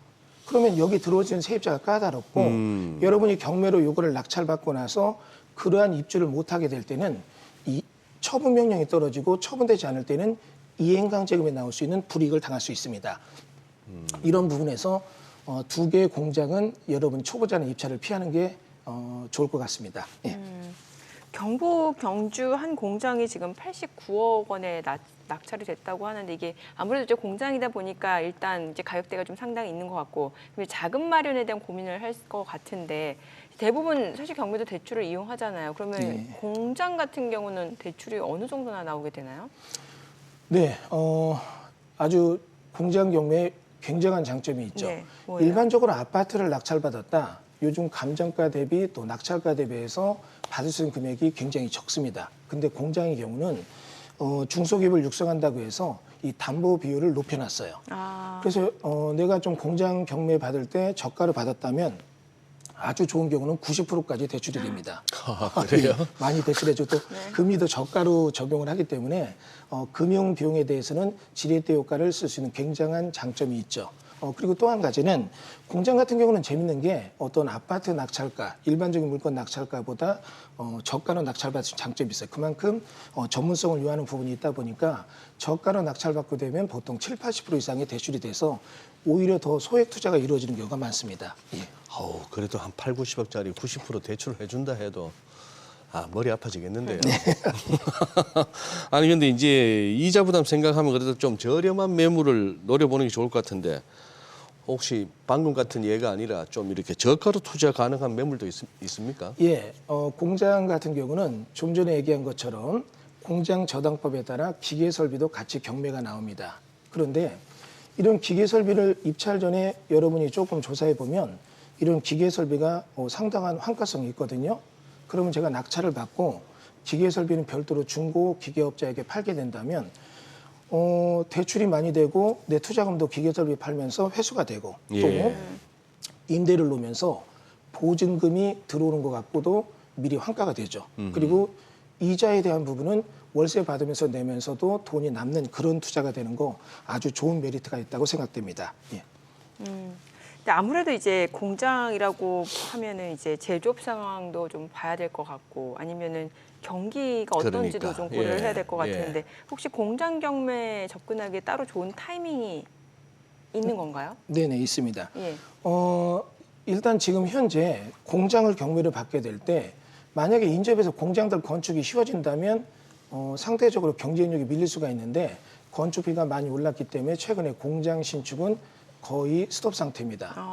그리고 두 번째는 최근에 어떤 난개발을 막기 위해서 지자체마다 네. 공장 건축에 대해서는 개발행위 허가 제한이라고 해서 공장 허가를 안 내주고 있습니다. 대표적인 경우가 경기도 화성인데요. 네네. 그럼 이런 지역에서 공장을 경매를 받는다면 타이밍이 굉장히 좋은 거죠. 들어갈 업체는 많은데 공장에 예. 대한 공급이 차단돼 있으니까 예. 이런 것들이 공장 투자에 아주 좋은 타이밍을 가져오는 것 같습니다. 예. 네. 그래요, 교수님. 그러면 이제 마지막으로 이 공장 경매에 관심 가지시는 분들한테 꼭 체크해야 될 것들 짚어주신다면요. 네네. 경매의 꽃은 수익을 내는 건데요. 공장은 전반적으로 수익을 낼 수 있는 걸 선별하는 거, 공장 입지 기준, 산업 코드 번호 연구 이런 것들 보는 것, 또 그리고 공장 저당법에 따라서 기계 설비의 환가성 또는 기계 설비의 환가성이 떨어질 때 가격 거품이 끼는가 이런 얘기 꼭 보셔야 되고요. 그다음에 다시 말하지만 명도에 대해서는 굉장히 신중해야 됩니다. 공장을 경매를 받고 나서 보니까 내부의 기계 설비가 법률적으로 이전할 때 어떤 신고나 허가가 필요할 때는 명도가 불가능하고 또 경제적으로나 기술적으로 엄청난 비용 부담이 드는 그런 사항들이 있으니까 사전에 이런 부분은 잘 여러분들이 현장 답사에서 확인하는 것이 필요하다고 보입니다. 네. 네, 오늘 네. 내용 잘 들었습니다. 네. 고맙습니다. 감사합니다. 네, 지금 현재 코스피는 0.2% 상승이고는 코스닥이 상승 탄력이 굉장히 좋네요. 1% 이상 올라가는데 보니까 뭐 HLB그룹주 오늘 제약바이오 섹터가 예. 코스닥 상승 좀 주도하는 것 같네요. 예, 그러네요. 코스닥이 오히려 시간이 갈수록 더 힘을 내는 그런 네. 양상입니다. 네. 특히 2차 전지 뭐 에코프로 그룹주들도 오늘 힘이 좋고요. 그러네요. 예, 삼성전자, SK하이닉스는 상승 탄력이 그렇게 강하지는 않습니다. 예, 또 뭐 아까 얼핏 헤드라인만 봤습니다만 신라젠이었던가 또 뭐 유상증자 기사로 HLB요. 또 아. 유상증자로 또 이렇게 뭐 신라젠. 십몇 프로 빠지는 그게 있던데 참 야간 안 만들고 어떻게 주식만 찍어냅니까? HLB는 이제 계열사 유중 참여하고 지분 확대 소식이 있거든요. 그래요? 그래서 그룹주들이 좀 올라가는 상황입니다. 네. 자, 오늘 저희가 또 방송 중에 전해드린 내용과 관련해서는 모든 투자 판단의 책임은 투자자분들께 있다는 점 알려드립니다. 네, 세상의 모든 돈 되는 정보 100분 머니쇼 오늘은 여기서 인사드리겠습니다. 저희는 내일 오전 8시에 찾아뵙겠습니다. 고맙습니다.